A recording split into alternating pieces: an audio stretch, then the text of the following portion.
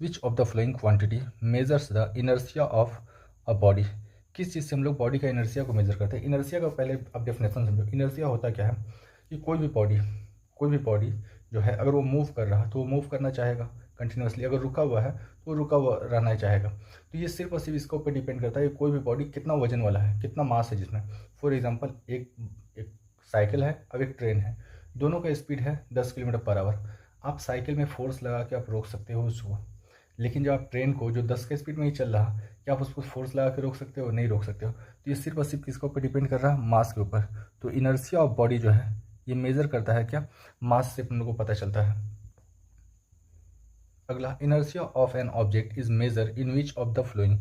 Inertia जो हम लोग मास से मेजर करते हैं, जिस बॉडी का मास जितना ज़्यादा उसमें इनर्शिया उतना ही ज़्यादा। आप एक एग्जांपल देख लो कि आप एक छोटा सा कार को धक्का दे रहे हो, ठीक है। स्टार्टिंग में उसको धक्का देना बड़ा मुश्किल होता है क्योंकि वो स्टेट ऑफ रेस्ट में है। जब वो मूव करने लगता है धीरे धीरे तो उसको ज़्यादा फोर्स का ज़रूरत नहीं पड़ता, फिर वो स्मूथली मूव होने लगता है। तो इससे सिर्फ डिपेंड कर रहा है किसके ऊपर? मास के ऊपर। Measurement of mass of an object is called measurement of inertia. Inertia option B हो जाएगा। किसी भी चीज़ का जो मास है वो उसे क्या बतला रहा है? इनर्शिया को बतला रहा है। अगला question, what is the definition of mass. Mass का डेफिनेशन क्या है?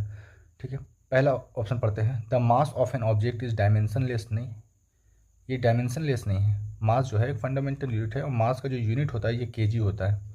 केजी होता है, कई बार हम लोग ग्राम, मिलीग्राम, क्विंटल वगैरह में रिप्रेजेंट करते हैं। तो ये डायमेंशनलेस नहीं है, ये डायमेंशनलेस नहीं है। मास का एक यूनिट होता है और जिसका यूनिट होगा उसका डायमेंशन भी होगा। तो ये स्टेटमेंट गलत हो गया।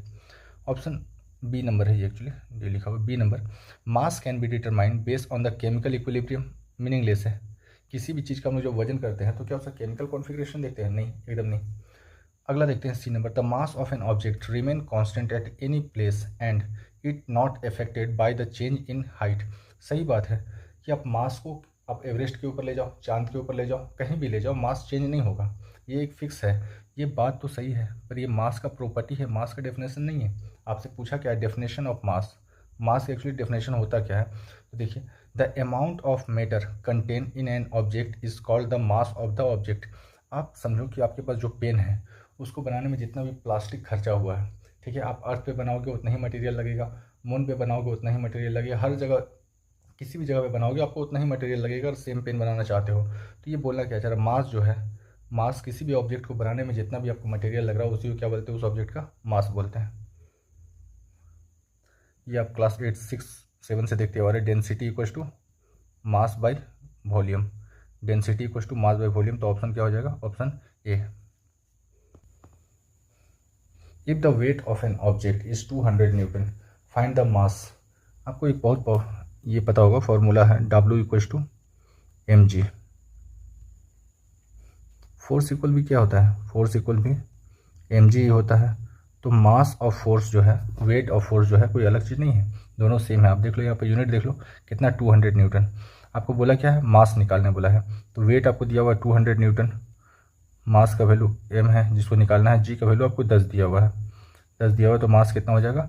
20 kg। ऐसे भी इसको सॉल्व करने की जरूरत नहीं था। पहला ऑप्शन में देखिए न्यूटन, न्यूटन होता है फोर्स का, पास्कल होता है प्रेशर का, वाट होता है पावर का और केजी। तो जब देख लीजिए इसको यूनिट से ही कर सकते थे कि एक ही ऑप्शन है, ऑप्शन डी, जिसका केजी दिया हुआ, मास का यूनिट केजी होता है। फोर्स ऑफ एक्सेलरेशन, फोर्स को जब एक्सेलरेशन से डिवाइड करेंगे तो क्या आएगा? आपको फोर्स ऑफ एक्सेलरेशन के टर्म में ये याद रखना है, F equals to M A. M mass है, ए एक्सेलरेशन है। यहाँ पर आपको बोला कि आप फोर्स बाई एक्सेलरेशन करने, F बाई एम करेंगे तो ये क्या आ जाएगा? मास, सॉरी F बाई ए करेंगे, F बाई ए तो आ जाएगा मास आ जाएगा। तो क्या हो गया? ऑप्शन सी इसका राइट आंसर होगा। Force by acceleration equals to mass.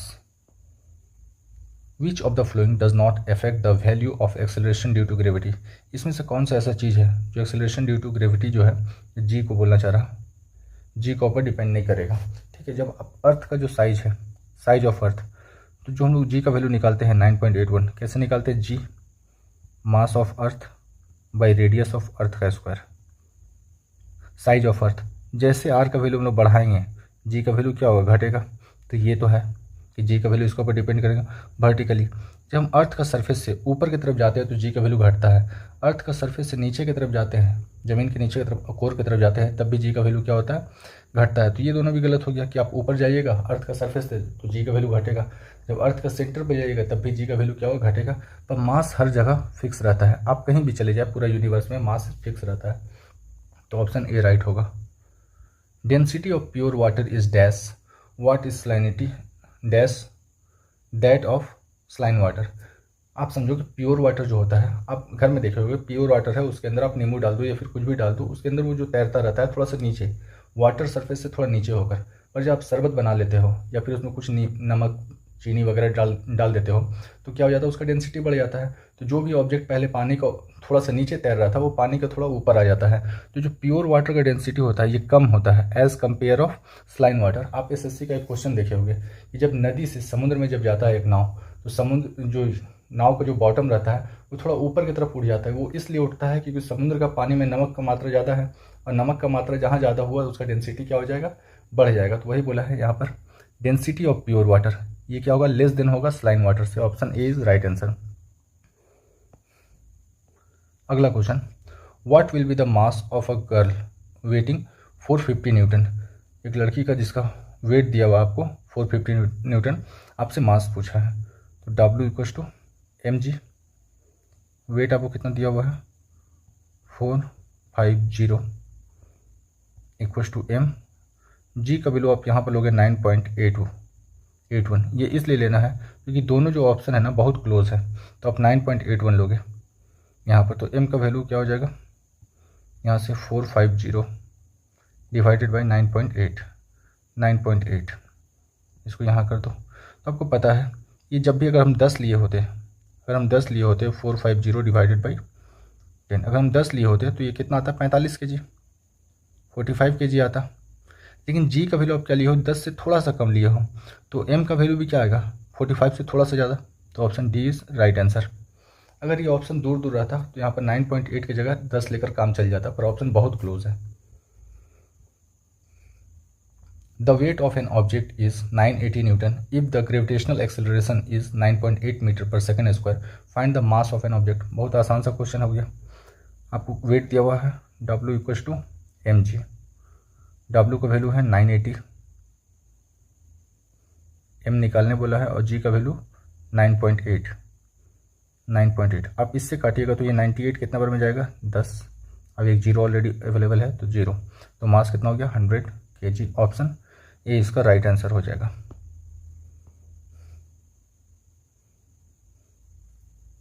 The dash of an object is fixed and does not change with its move. Mass आप मास के साथ कुछ भी कर लो, मास को किसी भी स्पीड पर मूव कराओ, किसी भी प्लेस पे ले जाओ, मास कभी भी चेंज नहीं होगा। तो वही बोला है यहाँ पर नॉट चेंज, ठीक है। तो option B is right answer.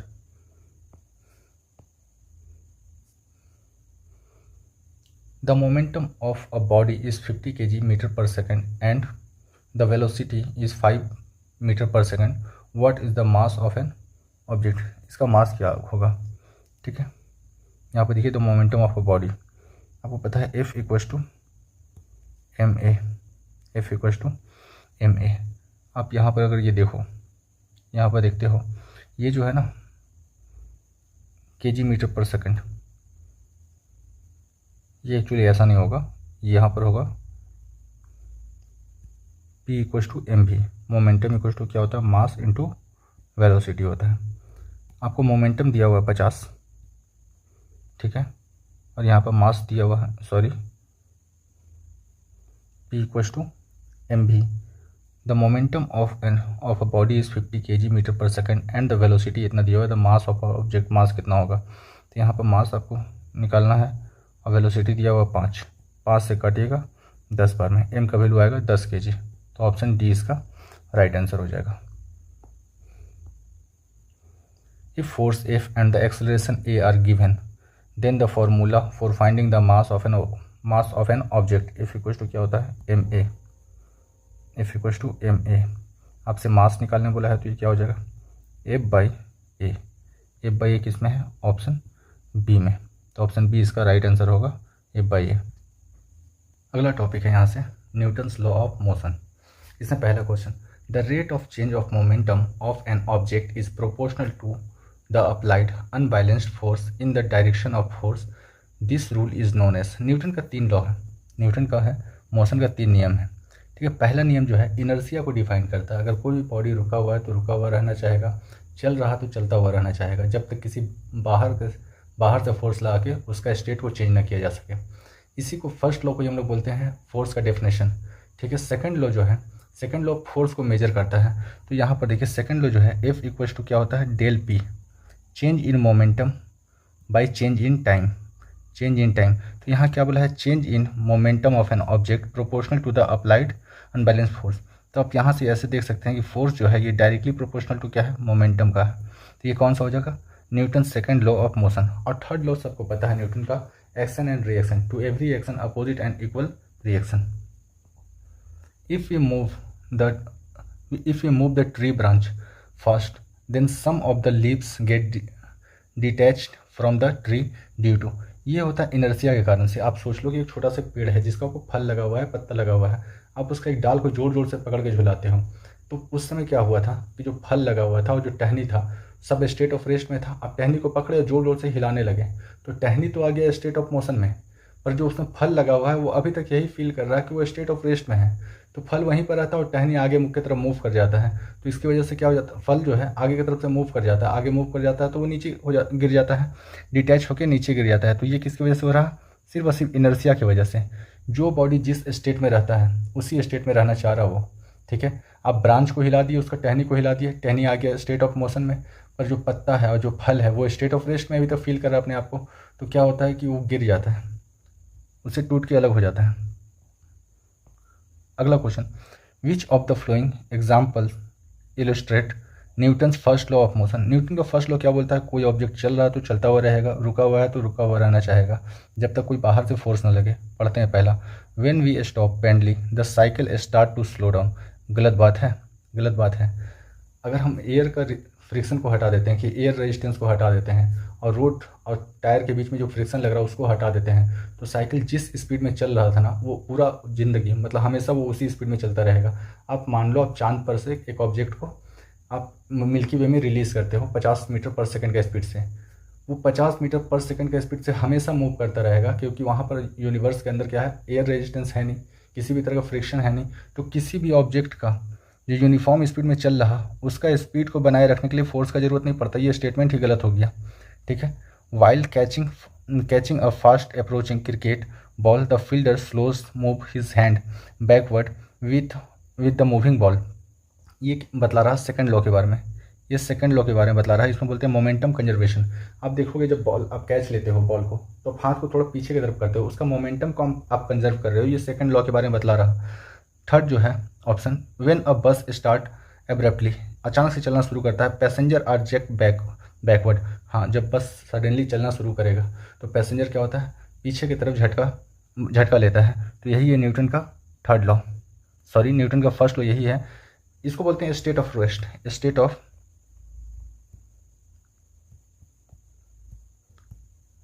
Of rest. और जब बस सडनली रुक जाता है तो पैसेंजर आगे की तरफ गिरने लगता है, तो इसको बोलते हैं स्टेट ऑफ मोशन बोलते हैं। रॉकेट लॉन्च, ये थर्ड नियम पे काम करता है, न्यूटन का जो तीसरा नियम है उस पर काम करता है। तो ऑप्शन सी इसका राइट आंसर हो। Second law of motion is related to, second law of motion किससे रिलेटेड है, मोमेंटम से। ये फोर्स को क्या करता है, डिफाइन करता है। फोर्स जो होगा ये डायरेक्टली प्रोपोर्शनल होगा किसमें, change in momentum with respect to time, तो सेकंड लॉ जो है मोमेंटम को डिफाइन करता है।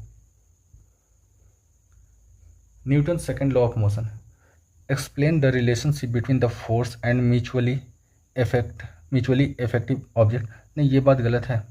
ये जो है थर्ड नियम पे होता है, थर्ड लॉ पे ये काम करता है, ये जो है थर्ड लॉ पे काम करता है।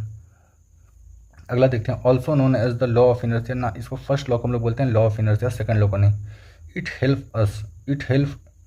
Is help to understand the effect of force. हाँ, ये फोर्स का इफेक्ट को समझने में काम आता है, इसी से तो हम लोग फोर्स को मेजर करते हैं। और law of conservation of energy से कोई रिलेशन नहीं है, यहाँ पर कोई रिलेशन नहीं है, तो ये भी गलत हो गया। The equation F = ma is given by the Newton dash law of motion. तो दूसरा नियम जो है न्यूटन का, यही फोर्स को मेजर करने बतलाता है F = ma। अगला question, which of the following statement is true for Newton third law of motion, इसमें से कौन सा स्टेटमेंट जो है सही है न्यूटन का तीसरा नियम के लिए। The force is apply to the same body, नहीं, अभी हम तुरंत बतलाएं कि अगर आप एक बॉल को दीवार पे मारते हो तो बॉल फोर्स लगा रहा है दीवार पे, और दीवार किसके ऊपर फोर्स लगा रहा, बॉल के ऊपर, तो दो अलग बॉडी के ऊपर फोर्स लग रहा अपोजिट डायरेक्शन में। The force is applied on the same body, नहीं, सेम बॉडी नहीं होगा, दो डिफरेंट बॉडी पर अपोजिट डायरेक्शन जो है, ये बात सही है कि अपोजिट डायरेक्शन में लग रहा। ठीक है, अगर ये वाल है, बॉल अगर इधर फोर्स लगा रहा तो वाल किधर फोर्स लगा रहा है, इधर लगा रहा, अपोजिट डायरेक्शन में। थर्ड ऑप्शन देखते हैं, the force is applied on different body, हाँ डिफरेंट बॉडी, बॉल वाल पे लगा रहा, वाल जो है बॉल पे लगा रहा, दो अलग बॉडी पे लग रहा, अपोजिट डायरेक्शन में लग रहा, अपोजिट डायरेक्शन में लग रहा, तभी तो रिटर्न आ रहा, तो ऑप्शन सी इसका राइट आंसर हो जाएगा। चौथा देख लेते हैं, force is depend on distance, force का डिस्टेंस से कोई रिलेशन नहीं है, ये मास और एक्सेलरेशन का प्रोडक्ट होता है। The famous law of motion is given by, ये सर आइजैक न्यूटन के द्वारा दिया गया है। ठीक है, 3 नियम जो है सर आइजैक न्यूटन के द्वारा दिया गया है। The rate of change of momentum of a body is proportional to, rate of change of momentum force directly proportional to होता है delta P by delta T। ये हमको मिलता है किससे, अप्लाइड फोर्स इसका हो जाएगा right answer.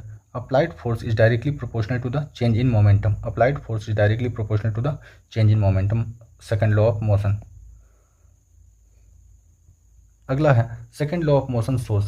Second law of motion क्या बतलाता है, every object will remain in state of constant और uniform motion unless it is force to change its state by the action. ये फर्स्ट लॉ है ना कि सेकंड, ये फर्स्ट लॉ है। When a pure force is applied each object will move in the same direction, जरूरी नहीं है ना, जरूरी नहीं है। हम लोग जब कुआं से पानी निकालते हैं, तो फोर्स हम लोग नीचे की तरफ लगाते हैं, जो चक्का वाला जो ये होता है फोर्स नीचे की तरफ लगाते हैं, और बाल्टी ऊपर की तरफ उठता है, तो फोर्स का डायरेक्शन और जो काम हो रहा है उसका डायरेक्शन क्या हो गया, अलग अलग हो गया। तो ज़रूरी नहीं है कि जिस डायरेक्शन में आप फोर्स लगा रहे हो उसी डायरेक्शन में काम हो। अगला देखते हैं, the rate of change in speed of an object will change with the applied net force. गलत बात।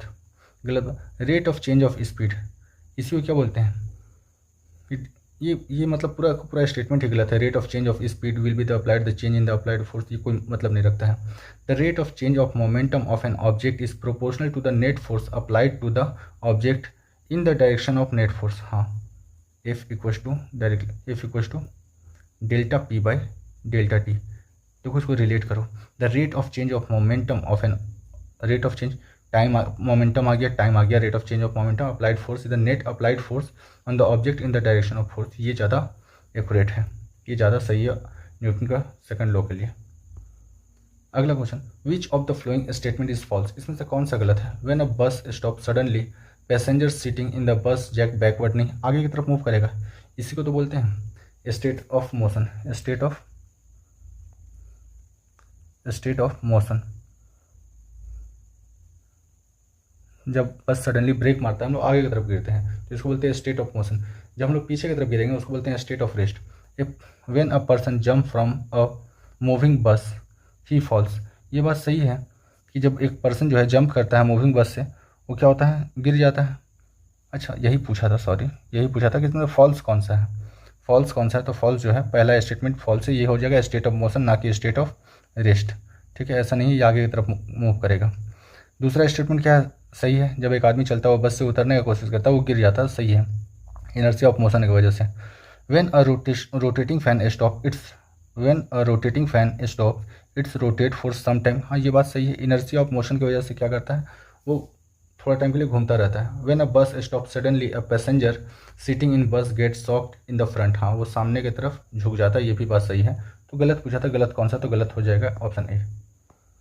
1 kg इंटू 1 मीटर पर सेकंड स्क्वायर, ये फोर्स है, ये 1 न्यूटन फोर्स को बोलते हैं। F इक्वल्स टू क्या होगा, M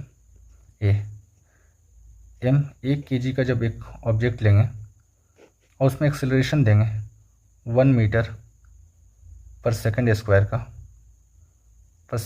इसी को बोलते हैं 1 न्यूटन इसी को बोलते हैं। तो आपको 1 न्यूटन बोल दे या 1 kg मीटर पर सेकंड स्क्वायर बोल दे, दोनों सेम है। What was the year of publishing of Newton law of motion? ये बहुत टफ क्वेश्चन है, अगर साइंस, फिजिक्स, केमिस्ट्री, बायोलॉजी से अगर आपसे ईयर पूछा जा रहा ना तो ये बहुत टफ क्वेश्चन है। 87 में ये हुआ। आपसे न्यूटन का लॉ पूछना वैलिड है, पर ये जो है ईयर पूछ लिया साइंस से, ये बहुत टफ है। 1687 में पब्लिश हुआ था। Why does a fielder turn his arm backward while catching the fast approaching cricket ball. जब एक बॉल को फील्डर कैच करता है तो अपना हाथ को पीछे की तरफ क्यों लेता है, आइए देखते हैं। बिकॉज ही इज़ नर्वस, ये फिजिक्स है, ये नर्वसनेस वगैरह कहीं और आएगा, ये बेकार का बात है। Because it help to aims the ball, नहीं, माइंड में ऑलरेडी फिगर बन गया है बॉल कहाँ आने वाला है, तो कोई एम नहीं लगा रहा वो हाथ को आगे पीछे करके। Because he experience less force over a large period of time, हाँ ये बात सही है। जब एक प्लेयर बॉल को पकड़ता है तो अपने हाथ को थोड़ा टाइम के लिए वो पीछे करता है। वो क्या चाहता है कि जब एक फोर्स से बॉल आ रहा, जब उसके हाथ में बॉल आ रहा तो उसका मोमेंटम को कंजर्व किया जाए, और मोमेंटम को कंजर्व करने के लिए क्या करता है, वो हाथ को पीछे करता है, धीरे धीरे बॉल के साथ मूव करता है, ताकि उसका जो फोर्स है उसका फोर्स को कम कर सके। Because he give him vigilance, ये सब बेकार बात है, फिजिक्स में विजिलेंस वगैरह का कोई मतलब नहीं है। ऑप्शन सी राइट आंसर है। Shot from a rifle, what will be the kinetic energy of the rifle. Rifle का काइनेटिक एनर्जी पूछ रहा। If the rifle become backward without stopping, ठीक है, जब हम लोग बंदूक चलाते हैं, जब गोली निकलता है तो गोली का स्पीड बहुत ज़्यादा होता है, लगभग 900 मीटर के आसपास होता है। तो बंदूक भी क्या होता है, पीछे की तरफ मूव करता है। क्या बंदूक उतना ही स्पीड में मूव करता है जितना स्पीड में गोली मूव करता है ना। यही तो बोला है कि राइफल का जो काइनेटिक एनर्जी होगा ये लेस देन होगा काइनेटिक एनर्जी ऑफ बुलेट। जो जितना ज़्यादा स्पीड में मूव करेगा उसका काइनेटिक उतना ज़्यादा होगा, काइनेटिक एनर्जी उतना ज़्यादा होगा। तो राइफल का काइनेटिक एनर्जी क्या है, कम है as compare of bullet.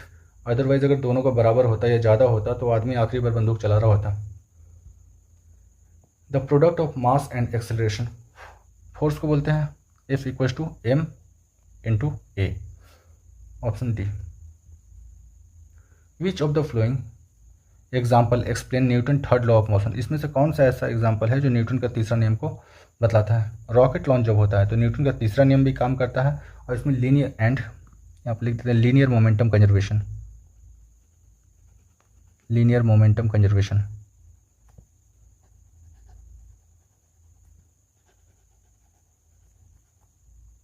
Conservation, ये दोनों नियम काम करता है जब रॉकेट लॉन्च होता है। तो रॉकेट से जो फ्यूल निकलता है वो नीचे की तरफ फोर्स लगाता है और रॉकेट ऊपर की तरफ मूव करता है। तो न्यूटन का थर्ड लॉ तो यही है ना, to every action opposite and equal reaction, ठीक है। दूसरा ऑप्शन ऐसे पढ़ लेते हैं। On the sudden move of the bus the passenger jerk backward, नहीं आगे की तरफ मूव करता है।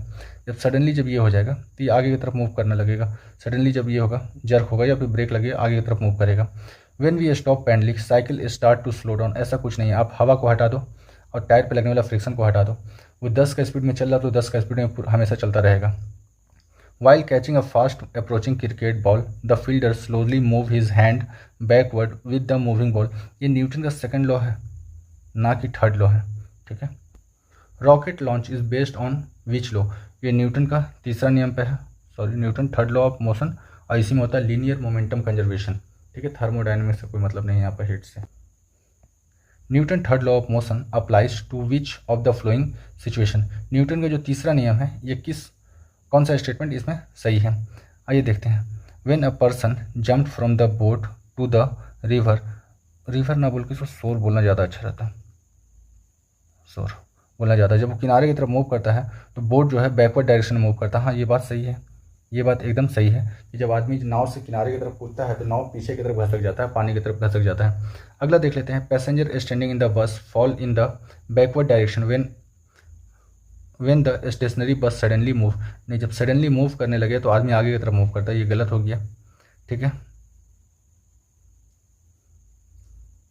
ये फर्स्ट लॉ को डिफाइन कर रहा, ये फर्स्ट लॉ को डिफाइन कर रहा, इनर्शिया को डिफाइन कर रहा। When a person fall in the cement floor he get hurt, ये कुछ नहीं है, इसको बोलते हैं हम लोग कोलिजन बोलते हैं। कोलिजन एक होता है इलास्टिक कोलिजन, दूसरा होता है नॉन इलास्टिक कोलिजन, जिससे यहाँ कोई रिलेशन नहीं। While catching a fast moving cricket ball, ये हो जाएगा सेकंड लॉ के ऊपर डिपेंड करता है, सेकंड लॉ का है। विच of the following is an example of Newton third law of motion, इसमें से कौन सा ऐसा है जो न्यूटन के थर्ड लॉ को बतला रहा। While catching a fast approaching cricket ball, fielder अपना हाथ को पीछे कर लेता है, ये है सेकंड लॉ, हमको बोला है थर्ड लॉ के बारे में। When we stop pedalling cycle slow down, cycle कभी स्लो डाउन नहीं होगा, आप एयर रेजिस्टेंस को हटा दो, फ्रिक्शन को हटा दो। When a bus move suddenly the passenger are jerk backward, जब बस अचानक चलना शुरू करता है तो ये पीछे की तरफ तो जाता है, ये बात सही है, पर ये जो है फर्स्ट लॉ के लिए हमसे बोला गया थर्ड लॉ। रॉकेट लॉन्चिंग जो है ये थर्ड लॉ पे काम करता है। On what basis can the definition of force be interpreted. Force को किस तरह से हम लोग डिफाइन कर सकते हैं सही तरीक़ा से। आइए देखते हैं। Newton second law of motion. Newton second law of motion जो है ये डेफिनेशन नहीं देता है, ये फोर्स को मेज़र करने का बतलाता है कि फोर्स को मेज़र कैसे किया जाए। Measure F equals to ma या F equals to delta P by delta T। ठीक है, तो ये जो है सेकंड लॉ है, ये फोर्स को मेज़र करने का तरीका बतलाता है। यहाँ पर पूछा कि डेफिनेशन कौन सा देता है, तो Newton first law of motion जो है, जिसको इनर्शिया का लॉ या गैलीलियो का लॉ कहते हैं, फर्स्ट लॉ ही हमको डेफिनेशन बतलाता है। तो ऑप्शन बी राइट होगा। At any moment the acceleration of a rocket is proportional to the nth power of velocity of release gas. जब रॉकेट ऊपर की तरफ मूव करता है, तो नीचे की तरफ क्या होता है, गैस रिलीज़ करता है, जो कि रॉकेट को ऊपर की तरफ मूव करने में हेल्प करता है। तो ये जो होगा, आप इसको ऐसे ही देख लो, रॉकेट का जो स्पीड होगा, speed of rocket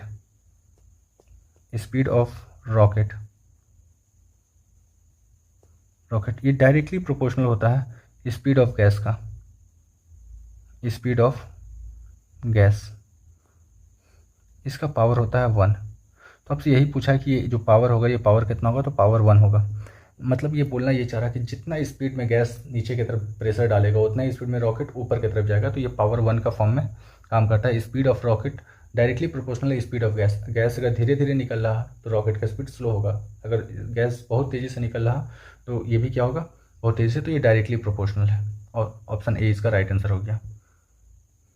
A 70 kg man pushes a 50 kg man with the force of 50 Newton. How much force has a 50 kg man pushes the another person? ये आप देखो, न्यूटन का थर्ड लॉ है।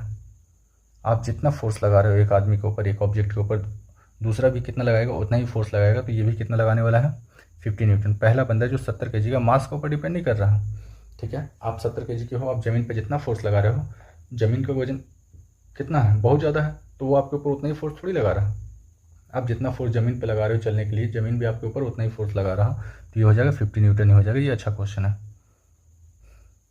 Newton's law do not hold good for the particles. Newton law जो है, ये light का speed और लाइट के स्पीड के आसपास का अगर कोई स्पीड है तो उसके ऊपर ये काम नहीं करता है प्रॉपरली। तो प्रॉपरली क्या एक्चुअली काम ही नहीं करता है। ये आइंस्टाइन का फिर एक नियम आ जाएगा, E इक्वल्स टू mc²। यहाँ पर लाइट का स्पीड मेजर किया जाता है। आप एक फॉर्मूला देखोगे, m0 equals to mass of object equals to mass 1 minus v²/c²। आप ये देखिएगा, आपको उतना जानने की ज़रूरत नहीं है इसमें। ये आइंस्टाइन का दिया हुआ है जनरल थ्योरी ऑफ रिलेटिविटी। तो बोल रहा है ये कहाँ पर काम नहीं करता है न्यूटन का नियम, जब कोई ऑब्जेक्ट लाइट का स्पीड के आसपास हो या लाइट के स्पीड के बराबर हो, तो न्यूटन का नियम काम नहीं करता यहाँ पर। ठीक है। इन the absence of gravitational force of attraction propulsion of the rocket is. अब देखो, आप सुने होंगे एलोन मस्क के बारे में। तो एलोन मस्क जो है, ये मार्स के ऊपर कॉलोनी बनाना चाहता है कि इंसान वहाँ पर जाकर रहे, और ये भी बोल रहा है वो कि मतलब अर्थ से इसको लॉन्च करना बड़ा टफ है। तो हम लोग जो लॉन्चिंग पैड है चांद पे बनाएंगे। चांद के ऊपर क्या है कि चांद का ग्रेविटेशनल फोर्स जो है अर्थ का, जो मून का है, मून का जो ग्रेविटेशनल फोर्स है, जो अर्थ का ग्रेविटेशनल फोर्स का 1/6 है, 1/6। वहाँ पर जी का वैल्यू कम है, मतलब वहाँ से रॉकेट को उड़ना आसान है। ठीक है, जहाँ पर जितना कम डिस्टर्बेंस होगा, जितना कम जी का वैल्यू होगा, जितना कम एयर डिस्टर्बेंस होगा, उतना ही ज़्यादा क्या होगा, रॉकेट को लॉन्च करने में बेटर होगा। तो ये होगा क्या, स्टेबल होगा। क्वेश्चन एक बार फिर से देख लेते हैं। In the absence of gravitational force, G का वैल्यू जितना कम कीजिए, अगर 0 कर दो सबसे बेस्ट है, आपको ज़्यादा फ्यूल कंजम्पशन का जरूरत ही नहीं पड़ेगा। अब आप अपने डेस्टिनेशन में पहुँच जाओगे, तो ये स्टेबल होगा। जहाँ पर जी का वैल्यू जितना कम होगा, रॉकेट को उड़ने में उतना ही आसानी होगा, तो ये स्टेबल मूव करेगा। Tendency of an object to resist change in the static और डायनेमिक कंडीशन। न्यूटन का फर्स्ट लॉ क्या बतलाता है, कोई ऑब्जेक्ट जिस अवस्था में है उसी अवस्था में रहना चाहेगा। इसी को तो न्यूटन का फर्स्ट लॉ को इनर्शिया लॉ भी बोलते हैं। तो ऑप्शन क्या हो जाएगा, ऑप्शन डी हो जाएगा यहाँ पर। When a car turn on a curve road, the passenger sitting in it feel a force on themselves in the opposite direction of the center. This force is called। मान लो ये एक circular track है, यहाँ पर एक car चल रहा है, तो सेंटर की तरफ जो फोर्स लगता है इसको बोलते हैं सेंट्रीपिटल फोर्स। इसी कार के ऊपर जो भी आदमी है उसके ऊपर बाहर की तरफ लगेगा सेंट्रीफ्यूगल फोर्स लगेगा। तो ये इनर्शिया अभी आप लोग छोटा मोटा किताब में पढ़ोगे कि इनर्शिया दो तरह का होता है, inertia of rest, inertia of motion. Actually ना इनर्शिया तीन तरह का होता है, inertia of rest, inertia of motion, inertia of direction. तो सेंट्रीफ्यूगल फोर्स की वजह से आदमी क्या होगा, बाहर की तरफ अपने आप को फील करेगा कि वो बाहर की तरफ बिगाड़ रहा है, ठीक है। और ये इनर्शिया ऑफ डायरेक्शन की वजह से भी क्या होगा, ये बाहर की तरफ फील करेगा। दोनों एक्चुअली सेम फोर्स हैं, दो अलग चीज़ नहीं है, दो अलग नाम दिया हुआ है। जब कर्व सरफेस पे मूव कर रहा तो आप उसको क्या बोल सकते हो कि बाहर की तरफ जो आप फोर्स फील कर रहे हो उसको बोलते हैं सेंट्रीफ्यूगल। आप ऐसे ही याद करोगे, सेंटर को जो प्यारा है वो सेंट्रीपिटल फोर्स है, तो दूसरा क्या हो गया, सेंट्रीफ्यूगल हो गया। दोनों सेम फोर्स है, बस नाम अलग है अलग अलग जगह पे। तो इसका दोनों आंसर राइट होगा, centrifugal and inertia both is right. When the cardboard placed on the glass tumbler is flicked away with a finger, a coin placed on it fall in it. Which law defined above the statement? अब देखो, एक भरा हुआ पानी का glass है, उसका ऊपर एक कार्डबोर्ड रखा हुआ, कार्डबोर्ड के ऊपर कॉइन रखा हुआ। अब बहुत अचानक से अगर उस कार्डबोर्ड को हिट करते हो तो कार्डबोर्ड बाहर निकल जाएगा और जो कॉइन है वो पानी के अंदर गिर जाता है। ये होता है इनर्शिया की वजह से। एक्चुअली हुआ क्या, कॉइन जो रखा हुआ है वो इनर्शिया ऑफ रेस्ट में है, कार्डबोर्ड जो है इनर्शिया ऑफ रेस्ट में। अब सडनली उसका ऊपर फोर्स लगा है कार्डबोर्ड के ऊपर, कॉइन के ऊपर नहीं, तो कार्डबोर्ड क्या आ गया, इनर्शिया ऑफ मोशन में आ गया। पर जब तक ये बात कॉइन को रियलाइज़ होता कि हमको भी मूव करना है, तब तक कार्डबोर्ड नीचे से चला गया था। इसी वजह से वो क्या होता है, वो पानी के अंदर ही गिर जाता है। तो इसको बोलते हैं law of inertia. Option B is right answer, ठीक है। अगला question, among which of the following is the maximum value of inertia? किस में ज़्यादा वैल्यू है इनर्शिया का? हम क्या बतलाएं कि जितना ज़्यादा मास होगा, आपको अगर एक ट्रेन को धक्का देने बोला जाए, अब एक कार को धक्का देने बोला जाए, तो आप कार को थोड़ा मूव करवा सकते हो धक्का देके, लेकिन ट्रेन को उतना ही ताकत लगा के आप मूव करवा पाओगे नहीं। इनर्शिया क्या है, अगर कोई बॉडी स्टेट ऑफ रेस्ट में है वो स्टेट ऑफ रेस्ट में रहना चाहेगा, स्टेट ऑफ मोशन में है स्टेट ऑफ मोशन में रहना चाहेगा। तो जिसका वजन जितना ज़्यादा उसका इनर्शिया उतना ज़्यादा। यहाँ पर एक ही दिख रहा है, ट्रेन और एरोप्लेन, जिसका वजन ज़्यादा उसमें अंदर इनर्शिया ज़्यादा। तो ये टॉपिक है, ये फोर्स से है। बोला जा रहा, if two forces of 10 Newton and 5 Newton are applied on the same direction on an object, what will be the total force acting on it? एक ऑब्जेक्ट है, एक ऑब्जेक्ट है, इस ऑब्जेक्ट के ऊपर एक ही डायरेक्शन में दो फोर्स लग रहा। एक का वैल्यू दिया हुआ 10 न्यूटन, दूसरा का वैल्यू दिया हुआ 5 न्यूटन। तो जब भी दो फोर्स आपको दे और आपसे रिजल्टेंट फोर्स पूछे, एफ रिजल्टेंट अगर आपसे पूछता है, एफ रिजल्टेंट, तो इसका फॉर्मूला होता है under the root F1 square plus F2 square plus 2F1 F2 cos theta, 2F1 F2 cos theta. जब दोनों फोर्स सेम डायरेक्शन में लग रहा है तो थीटा का वैल्यू 0 हो जाएगा, कॉस 0 होता है 1, तो यहाँ से क्या आएगा, under the root F1 plus F2 का स्क्वायर, F1 प्लस F2 का स्क्वायर, ये दो से ये रूट कट जाएगा, बचेगा क्या, F1 प्लस F2। ये कितना है, 10 प्लस 5 हो गया 15। तो ऑप्शन सी इसका राइट होगा, ऑप्शन सी।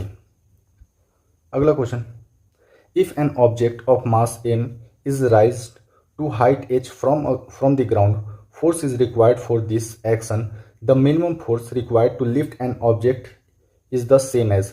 जब भी किसी ऑब्जेक्ट को हम लोग एक हाइट पे उठाते हैं, तो इसको उठाने में जो फोर्स लगता है वो इस ऑब्जेक्ट का वेट के बराबर होता है। और किसी भी ऑब्जेक्ट का वेट जो होता है क्या होता है, W इक्वल्स टू mg। तो ये क्या होगा, वेट ऑफ एन ऑब्जेक्ट। किसी भी ऑब्जेक्ट को एक सर्टेन हाइट पर उठाने में जो फोर्स लगता है वो उस ऑब्जेक्ट के वेट के बराबर होता है। तो ये ऑप्शन हो जाएगा B. What will be the force applied on an object of mass m which is moving with acceleration a?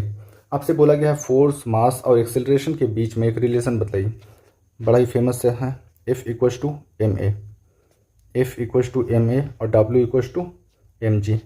ये दोनों हमेशा याद होना चाहिए, ये दोनों हैं। तो यहाँ से देख लीजिए, आपसे बोला है क्या, एक फोर्स के बारे में पूछा है, तो F इक्वल्स टू क्या हो जाएगा, M A, F equals to M A. Option C इसका राइट आंसर है। फोर्स, मास एंड एक्सेलरेशन में जो रिलेशन है F equals to M A है। When a repulsive force F is applied in the opposite direction, the angle between the two direction will be। एक object है, एक force इधर लग रहा, दूसरा फोर्स इधर लग रहा, और दोनों फोर्स का वैल्यू क्या है, बराबर है। दोनों फोर्स का वैल्यू क्या है, बोला अपोजिट डायरेक्शन में लग रहा, और रिपल्सिव फोर्स है मतलब दोनों अपोजिट डायरेक्शन में लग रहा। तो दोनों के बीच में एंगल कितना है, एक स्ट्रेट लाइन के बीच में एंगल कितना का होता है, 180 डिग्री का। तो ऑप्शन सी हो जाएगा 180 डिग्री, ठीक है। An object move at a constant speed when there is no dash on it। किसी भी ऑब्जेक्ट को कांस्टेंट स्पीड में चलने के लिए फोर्स का जरूरत नहीं होता है, किसी भी, ये बहुत इंपॉर्टेंट सा चीज़ है, आपसे वो पूछा गया था। एक एग्जांपल पिछले वीडियो में हम लोग देखे थे कि एक आदमी जब साइकिल चला रहा, वो पैडल मारना बंद कर देगा तो साइकिल क्या होगा, धीरे धीरे स्लो हो जाएगा? नहीं, नहीं होगा स्लो। एक्चुअली साइकिल जो स्लो हो रहा ना, ये हवा के प्रतिरोध की वजह से हो रहा, टायर और रोड के बीच में लगने वाला फ्रिक्शन की वजह से हो रहा। अगर हम फ्रिक्शन को हटा देते हैं, हवा का रेजिस्टेंस को हटा देते हैं, तो साइकिल अगर 10 का स्पीड में चल रहा था तो पूरा हमेशा 10 का स्पीड में ही चलता रहेगा। तो फोर्स किसी भी ऑब्जेक्ट को कांस्टेंट स्पीड में चलाने के लिए हेल्प नहीं करता है, उस ऑब्जेक्ट का स्पीड को बढ़ाने या घटाने के लिए फोर्स का रिक्वायरमेंट होता है, ना कि कांस्टेंट स्पीड में चलाने के लिए। तो ये हो जाएगा option C. Which of the following is never alone in nature? क्या कभी भी नेचर में अकेले नहीं आएगा? न्यूटन का थर्ड लॉ है, to every action opposite and equal reaction. आप एक बॉल को थ्रो करते हो वॉल पे, फोर्स वॉल पे जितना न्यूटन का फोर्स लगाएगा, वॉल भी फोर्स बॉल के ऊपर उतना ही न्यूटन का फोर्स लगाएगा, पर डायरेक्शन अलग होगा, डायरेक्शन अलग होगा। तो फोर्स जब भी आएगा ये पेयर में आएगा, जब भी आएगा ये पेयर में आएगा। फोर्स कभी भी अकेला नहीं आता नेचर में। Dash is never alone in nature, force is never alone in nature, option A. अगला question, which of the following is the effect of balanced force applied on an object? एक object है, इसका ऊपर इधर से 10 Newton का force लग रहा, इधर से 10 न्यूटन का फोर्स लग रहा, इधर से 10 न्यूटन का फोर्स लग रहा, और इधर से भी 10 न्यूटन का फोर्स लग रहा है। इसी को बोलते हैं एक बैलेंस फोर्स। ठीक है, बैलेंस्ड फोर्स लग रहा है एक ऑब्जेक्ट के ऊपर। ऑब्जेक्ट क्या करेगा, अपना शेप को चेंज कर लेगा। अगर रिजिड नहीं है तो ये क्या हो जाएगा, ये श्रिंक कर जाएगा, क्योंकि चारों तरफ से फोर्स लगा के इसको दबाया जा रहा है, तो इसका जो शेप होगा बदल जाएगा। दूसरा ऑप्शन देख लेते हैं, change in the steady state of an object ना। अगर आपको देखो इधर से जितना फोर्स लगा रहा है, इधर से भी उतना ही फोर्स लगा रहा, क्या मूवमेंट होगा? नहीं, मूवमेंट नहीं हो पाएगा। तो बोला change in the steady state ना, ये बात गलत है। ये ऑब्जेक्ट जहाँ रखा हुआ रहेगा वहीं रहेगा, क्योंकि सब डायरेक्शन से जो लगने वाला फोर्स है वो एक दूसरे को क्या कर देगा, खत्म कर देगा। तो ये नहीं होगा। ऑप्शन सी देखते हैं, change in the direction of the speed. जब ऑब्जेक्ट मूव ही नहीं करेगा तो उसका स्पीड में क्या चेंज आएगा? Change in the speed of an object, ये भी बात गलत है। तो ऑप्शन ए सही है। जब एक क्या बोलते हैं बैलेंस्ड फोर्स को लगाया जाता है एक ऑब्जेक्ट के ऊपर, तो उसके चारों तरफ से जो है, जो भी ऑब्जेक्ट है वो अपना शेप को बदल लेगा, अगर रिजिड नहीं हुआ तो। फोर्स इक्वल टू क्या होता है, एम इंटू ए, मा force into acceleration, F equal to M A. अगला क्वेश्चन, मास इंटू एक्सेलरेशन को क्या बोलते हैं, फोर्स बोलते हैं, F equal to M A. अगला question, the effect of stress depend on which of the following. Stress का पहले फॉर्मूला देखना होगा। स्ट्रेस को हम लोग रो से लिखते हैं, तो स्ट्रेस इक्वल टू होता है force by area, force by area. तो यहाँ से यूनिट क्या निकल जाएगा, यूनिट पूछा जाएगा तो होगा न्यूटन पर मीटर स्क्वायर, न्यूटन पर मीटर स्क्वायर, न्यूटन पर मीटर स्क्वायर हो जाएगा, यूनिट हो जाएगा स्ट्रेस का। तो यहाँ पर फोर्स दिया हुआ है नहीं, तो ये किसके ऊपर डिपेंड करेगा, एरिया के ऊपर, option D. Stress equal to force by area, Newton पूछा जाए तो न्यूटन पर मीटर स्क्वायर। और यही जो यूनिट होता है ये सेम यूनिट होता है प्रेशर का। प्रेशर का भी यूनिट क्या होता है, फोर्स बाई एरिया। अगला question, which of the following statement will be applicable when an object of 10 kg mass capable to free to move can exert a force of 10 Newton. आपको यहाँ पर दिया हुआ मास, यहाँ पर दिया हुआ फोर्स, तो फोर्स और मास के बीच में आपको एक रिलेशन पता है, F equals to M into A, M into A. आपको फोर्स दिया हुआ है 10 न्यूटन का, आपको मास दिया हुआ है 10 kg।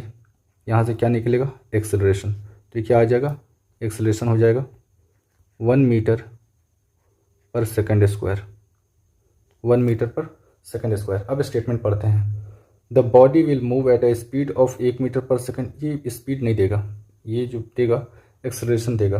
The body will accelerate an acceleration of 10 metre पर सेकंड स्क्वायर। नहीं, ये 10 मीटर पर सेकंड स्क्वायर का स्पीड में मूव नहीं करेगा, 1 मीटर पर सेकंड स्क्वायर का स्पीड से मूव करेगा। ये है the body will accelerate an acceleration of 1 metre पर सेकंड स्क्वायर, ये बात सही है। अगला देख लेते हैं, a body will move at a speed. Speed देगा है नहीं, यहाँ से निकलेगा एक्सेलरेशन, तो ऑप्शन सी इसका राइट है। If an object is grabbed by both the ends and the force applied on it is called. एक ऑब्जेक्ट है, आप इधर से और इधर से दोनों तरफ से फोर्स लगा रहे हैं, दोनों एंड से फोर्स लगा रहे हैं, तो इसको क्या बोलते हैं, इम्पल्स नहीं, फ्रिक्शन, दो सरफेस के बीच में लगता है, मोमेंटम होता है एम भी। ठीक है, तो ये हो जाएगा स्ट्रेच, किसी चीज को खींचना। स्ट्रेच भी क्या है, एक तरह का फोर्स है। A constant force act on an object of mass 5 kg for a period of 2 second. It's this increases the velocity of an object to 4 metre पर सेकेंड टू 7 मीटर पर second, find the amount of force. बोला जा रहा कि एक object जिसका वजन है 5 kg, 2 सेकंड के लिए उसका ऊपर फोर्स लग रहा और वो अपना स्पीड को 4 मीटर पर सेकंड से लेकर 7 मीटर पर सेकंड का स्पीड में, मतलब पहले 4 का चल रहा था, बाद में 7 का चल रहा था। एफ इक्वल टू होता है एम इंटू ए, ये हो गया मास। एक्सेलरेशन होता है change in velocity, final velocity minus initial velocity by time, तो ये आ गया दूसरा formula. F equal to M final velocity minus initial velocity by time. तो मास दिया हुआ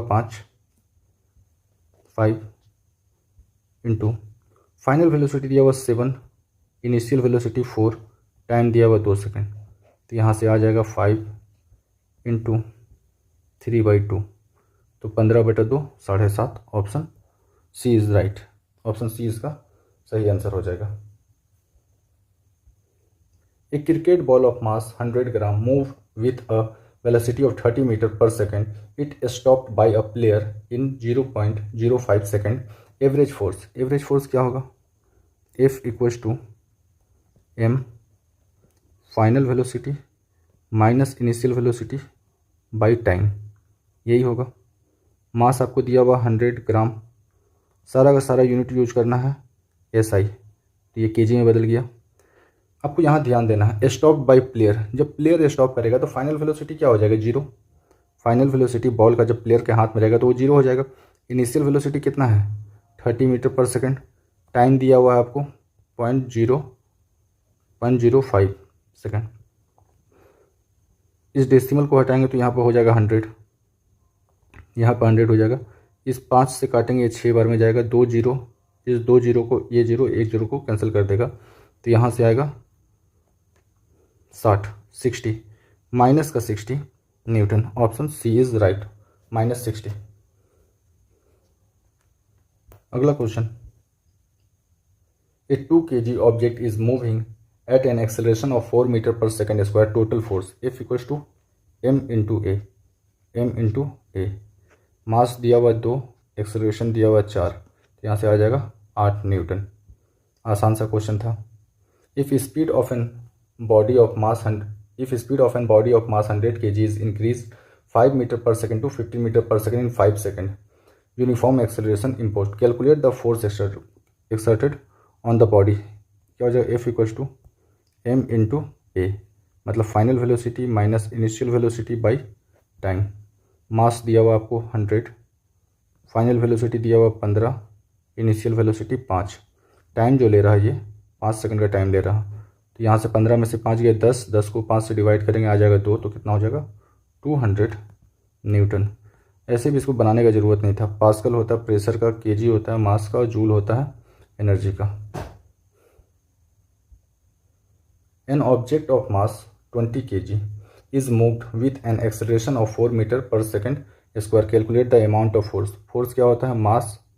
मास और एक्सेलरेशन का प्रोडक्ट, तो 20 चौके 80 न्यूटन। ऑप्शन ए इसका राइट हो जाएगा, 80 Newton. Calculate the acceleration produce when a force of 100 Newton applied on an object of mass 50 kg। क्या है formula? F equals to m into A. Force दिया हुआ है 100 न्यूटन का, मास दिया हुआ 50, एक्सेलरेशन निकालना है, तो यहाँ से हो जाएगा 2 मीटर पर सेकेंड स्क्वायर, तो ऑप्शन ए 2 मीटर पर सेकेंड स्क्वायर इसका राइट आंसर होगा। अगला question, a constant force act on an object of mass 5 kg for an period of 2 second, increase the velocity of an object 6 से 8 हो जा रहा, find the force. Same formula, F equals to m v2 final velocity minus initial velocity by time. Mass है 5 kg, final velocity है 8, initial 6, time 2 second, तो 2 से 2 cut जाएगा, 8 minus 6 2, 2 से 2 कट जाएगा, आएगा 5 newton. Option A is right. If an object with a mass of 25 kg is moving with the same acceleration of 8 metre पर second square, force होता है mass into acceleration m into a. Mass 25 है, acceleration 8 है, यहाँ से हो जाएगा 200 newton. Option A is right, 200 newton. अगला question, despite dash working on a substance the quality to not change in shape is called. किसी भी अगर ऑब्जेक्ट का शेप चेंज नहीं हो रहा, वो ऑब्जेक्ट कैसा होगा? रिजिड होगा, रिजिड होगा। ऑप्शन बी को काट दो। Despite dash working on an substance the quality to not change, कौन सा ऐसा इसमें फैक्टर लगाया जाए कि जब उसमें लगाया जा रहा है तो इसमें क्या होगा? एक्सटर्नल वॉल्यूम, ये गलत बात है। एक्सटर्नल एरिया नहीं, जाहिर सी बात है लगेगा फोर्स। जब बाहर से आप फोर्स लगा रहे हो, एक्सटर्नल फोर्स लगा रहे हो, अब बोला जा रहा है कि ऑब्जेक्ट अपना शेप को चेंज नहीं कर पा रहा, तो वो किस तरह का होगा? रिजिड होगा। ये एक्सटर्नल फोर्स लगा रहे हैं, ऑब्जेक्ट अपना शेप को चेंज नहीं कर रहा है, तो किस तरह का ऑब्जेक्ट है? रिजिड है। तो option C is right. 15 kg mass is moving with an acceleration of 5, force F equal to होता है मास इंटू एक्सेलरेशन, तो 15 पचे 75, 75 फोर्स अप्लाइड ऑन इट, तो ये हो जाएगा 75 जूल। तो ऑप्शन फोर्स का बात कर रहा हूँ, 75 न्यूटन, फोर्स का यूनिट होता है न्यूटन, तो ऑप्शन डी। 10 kg मीटर पर second change in the momentum of an object in 0.02 second then force F equal to क्या होता है? न्यूटन का सेकेंड लॉ से F equal to change in momentum by change in time. Change in time हमको force निकालने बोला गया है। चेंज इन मोमेंटम आपको दिया हुआ है 10, टाइम दिया हुआ है 0.02, डेसिमल को हटाएंगे, यहाँ पर 2 जीरो आएगा, 2 से काटेंगे 500 बार में, तो आ गया 500 newton. Option C is right. अगला question, which of the following is not an effect of unbalanced force applied on the object. इसमें से कौन सा ऐसा है जो अनबैलेंस्ड फोर्स का रिजल्ट नहीं है? मतलब मान लो कि एक ऑब्जेक्ट है, इधर से कुछ फोर्स लग रहा है F1 लग रहा, इधर से F2 लग रहा, इधर से F3 लग रहा, मतलब इस तरह कुछ अनबैलेंस्ड सा फोर्स है। बोल रहा change in the speed of an object. अगर ऑब्जेक्ट जिस स्पीड में मूव कर रहा, मान लो इधर से 10 न्यूटन का फोर्स लग रहा, इधर से 2 न्यूटन का फोर्स लग रहा, तो ऑब्जेक्ट इधर मूव करना शुरू कर देगा, जिस स्पीड में मूव कर रहा है वो उसी स्पीड में मूव करेगा। ऐसा नहीं है कभी 5, कभी 10, कभी 15, कभी 20 का स्पीड में मूव कर रहा है, ये गलत बात है। ठीक है, change in the direction of motion and object, नहीं, फोर्स तो हमेशा आप इधर से लगा रहे हैं, ज़्यादा वाला फोर्स, तो ऑब्जेक्ट मूव किधर करेगा? इधर ही मूव करेगा, तो ये स्टेटमेंट भी गलत हो गया कि वो अपने डायरेक्शन चेंज कर लेगा। Does not cause change in the speed of a object, हाँ ऑब्जेक्ट मूव तो करेगा पर वो अपना स्पीड को चेंज करेगा, ये नहीं, वो एक स्पीड को फिक्स कर लेगा अपना। इधर से 2 न्यूटन का फोर्स लग रहा था, इधर से 10 न्यूटन का फोर्स लग रहा, तो इधर 8 न्यूटन एक्स्ट्रा है, तो इसकी वजह से जो मूव करेगा ऑब्जेक्ट, तो वो अपना चेंज नहीं करेगा स्पीड, उसी स्पीड में चलता रहेगा, तो option C is right. When two equal forces are acting on a body in the opposite direction, the force acting on an object, एक ऑब्जेक्ट है, इसका ऊपर एक इधर से फोर्स लग रहा और एक इधर से फोर्स लग रहा, और दोनों फोर्स क्या बोला है? इक्वल है। जब दोनों फोर्स इक्वल है तो दोनों एक दूसरे को कैंसिल आउट कर देगा, तो ऑप्शन क्या हो जाएगा? 0, रिजल्टेंट फोर्स 0 हो जाएगा, option B. When a continuous force act on an object of 8 kg mass for 2 seconds, it's change its velocity of an object 4 meter per second to 9 meter per second. What will the magnitude of force? F equals to m final velocity minus initial velocity by time. Mass है आपको दिया हुआ 8 kg, final velocity दिया हुआ 9, initial velocity दिया हुआ 4, divided by 2, तो यहाँ से आ जाएगा 8 × 5/2, 8 × 5 = 40 का था 20 Newton. Option C is right. What is called pushing और पुलिंग ऑफ एन ऑब्जेक्ट। किसी भी ऑब्जेक्ट को आप पुश या पुल करते हो तो इसे क्या कहा जाता है? ये फोर्स ही तो है। कई बार आप गेट पर देखोगे कि जब किसी भी गेट के ऊपर लिखा हुआ रहता है पुश या पुल लिखा हुआ रहता है, आप उस पर फोर्स लगा रहे हो और जिसकी वजह से अगर वो मूव कर जा रहा तो उसी को आपके द्वारा किया गया वर्क कहा जाता है। ठीक है। Force between two bodies always, दो बॉडी के बीच में लगने वाला फोर्स जो है वो क्या होता है? यूज्ड इन द सेम, हाँ फोर्स सेम होता है और डायरेक्शन अलग होता है। आप एक बॉल को हिट करते हो वॉल पे, ठीक है, फोर्स बॉल जितना वॉल पे लगाया होगा वॉल भी बॉल के ऊपर उतना ही फोर्स लगाएगा, तो दोनों सेम फोर्स लगा रहा। दोनों का डायरेक्शन अलग होता है, अगर एक वॉल है, ये वॉल है, बॉल अगर इधर फोर्स लगा रहा है, इस डायरेक्शन में फोर्स लगा रहा, तो बॉल के ऊपर इस डायरेक्शन में फोर्स लगाएगा, अपोजिट डायरेक्शन 180 डिग्री पे। तो ऑप्शन ए इसका राइट है, आगे पढ़ने की जरूरत भी नहीं है। Dash is the interaction between two object, दो ऑब्जेक्ट के बीच में इंटरेक्शन क्या करता है, ये फोर्स ही तो है। एक ऑब्जेक्ट दूसरा ऑब्जेक्ट के ऊपर फोर्स लगाएगा, दूसरा ऑब्जेक्ट पहले ऑब्जेक्ट के ऊपर फोर्स लगाएगा, तो यही है फोर्स, दो ऑब्जेक्ट के बीच में इंटरेक्शन का काम करता है। In which of the following statement is the work done by the negative force. Negative work होता क्या एक्चुअली, आप जिस डायरेक्शन में फोर्स लगा रहे हो, अगर ऑब्जेक्ट उस डायरेक्शन में ना जाकर जिस डायरेक्शन में फोर्स लग रहा हो उसी डायरेक्शन में, फॉर एग्जांपल यहाँ पर एक बड़ा सा कोई सामान है, आप इधर से फोर्स लगा रहे हो, और ऑब्जेक्ट को इधर जाने के बजाय अगर ऑब्जेक्ट अगर इसी डायरेक्शन में मूव कर जा रहा है, जिस डायरेक्शन में आप फोर्स लगा रहे हो, और ऑब्जेक्ट अगर उसी डायरेक्शन में आ जा रहा हो, तो इसी को बोलते हैं नेगेटिव वर्क। ठीक है, तो देख लेते हैं। When an object move in the direction perpendicular to the direction of force, यहाँ तो वर्क ही जीरो हो जाएगा। अगर फोर्स का डायरेक्शन और डिस्प्लेसमेंट दोनों अगर परपेंडिकुलर हुआ, 90 डिग्री पे हुआ, तो W इक्वल टू होता है F S cos theta. Cos 90 कितना हो जाएगा, जीरो, तो वर्क ही जीरो हो गया, पर यहाँ नेगेटिव वर्क बोला है। When an object move to an angle in the direction of force, अगर कोई ऑब्जेक्ट फोर्स के डायरेक्शन में मूव कर रहा है तो उसको बोलेंगे पॉजिटिव वर्क बोलेंगे। When an object move in the opposite direction force, हाँ जिधर आप फोर्स लगा रहे हो, वर्क अगर ऑब्जेक्ट जो है उसका अपोजिट डायरेक्शन में मूव कर रहा है, इसी को क्या बोलते हैं, नेगेटिव वर्क बोलते हैं। Option C is right. What is the force exerted on any object by a solid surface in the normal direction. Normal force, आपको एक बहुत सॉलिड सा कुछ लोहा का एक टुकड़ा दिया गया है, इसका ऊपर जो फोर्स लग रहा है, इसका ऊपर जो भी फोर्स लग रहा है, इसी को तो नॉर्मल फोर्स बोलते हैं। इसी को normal force, contact force actually एक तरह का फ्रिक्शन फोर्स है, ये तो फ्रिक्शनल फोर्स ही है, ये फील्ड फोर्स पता नहीं क्या है। ठीक है, तो ये नॉर्मल फोर्स होगा। कॉन्टैक्ट फोर्स और फ्रिक्शनल फोर्स ये एक ही तरह का होता है, दो ऑब्जेक्ट के बीच में जब लगता है, घर्षण होता है, उसी को बोलते हैं कॉन्टैक्ट फोर्स या frictional force. An example of pulling, खींचना किसका एग्जाम्पल है, होस्टिंग ऑफ फ्लैग। हाँ, हम लोग फ्लैग को जो झंडा फहराया जाता है तो नीचे में जो रस्सी होता है उसको टानते हैं, और उसकी वजह से क्या होता है कि झंडा खुल जाता है, होस्टिंग ये हो जाएगा। ओपनिंग अ डोर, गलत। लिफ्टिंग कर्टन, ये भी फ्रिक्शन का एग्जांपल हो जाएगा। पुशिंग बॉय, ये सब वर्क का है। आपसे बोला क्या है, पुलिंग क्या है, ये बोला पुलिंग के एग्जांपल, जिसको आप खींचते हो अपने तरफ, तो ये हो गया hosting of flag. All forces having, जितना भी फोर्स है सब में क्या है, सब में मैग्नीट्यूड है, हाँ सब में डायरेक्शन है, हाँ। फोर्स कैसा है, वेक्टर क्वांटिटी है। एफ इक्वल टू होता है, F equal to M A. M से मिलता है हमको मास, मास से हमको क्या मिलता है, मैग्नीट्यूड मिलता है। अब एक्सेलरेशन क्या है, वेक्टर क्वांटिटी, मास हो गया स्केलर, एक्सेलरेशन हो गया वेक्टर, और दोनों का प्रोडक्ट होता है वेक्टर। तो फोर्स क्या है, वेक्टर, जिसमें मैग्नीट्यूड भी होता है और डायरेक्शन भी होता है। अगला question, a car is running at a speed of 72 kilometre per hour. It takes 4 second to stop after applying the break.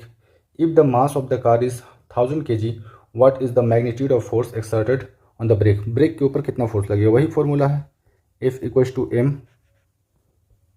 Final velocity minus initial velocity by time. Mass आपको दिया हुआ है 1000 kg। फाइनल वेलोसिटी जो होगा, आप समझो कि break लगा रहे हो, 4 सेकंड बाद गाड़ी रुक जा रहा, तो फाइनल वेलोसिटी क्या होगा, जीरो। फाइनल वेलोसिटी क्या होगा, जीरो। इनिशियल वेलोसिटी कितना था, ये 72 किलोमीटर पर आवर दिया हुआ है। हमको पता है ऐसा यूनिट क्या होता है, मीटर पर सेकंड, तो 5/18 से जब मल्टीप्लाई करेंगे तो ये चला जाएगा 4 बार में 20 हो गया, तो 20 मीटर पर सेकंड। टाइम जो लग रहा, ये लग रहा 4 सेकंड। यहाँ से कैंसिल आउट करेंगे, 4 × 5 = 20, तो यहाँ से आ गया 5000 न्यूटन। तो कौन सा ऑप्शन हो जाएगा, option D is right, 5 × 10⁻³ newton. अगला, a force of 20 newton is applied on an object and it accelerate with an acceleration of 2 metre पर second square. Calculate the mass. F equals to m है, F equals to M into A. Force दिया हुआ 20, मास निकालना है, acceleration दिया हुआ 2, कटेगा कितना आ जाएगा 10। तो option D is right, 10 kg। The force of gravity acting on an object is known as. जब भी किसी ऑब्जेक्ट को ऊपर या नीचे ले जाते हैं तो ये ग्रेविटी के अंदर में काम होता है, और यही क्या कहलाता है, W इक्वल्स टू mg। तो क्या हो जाएगा, option D.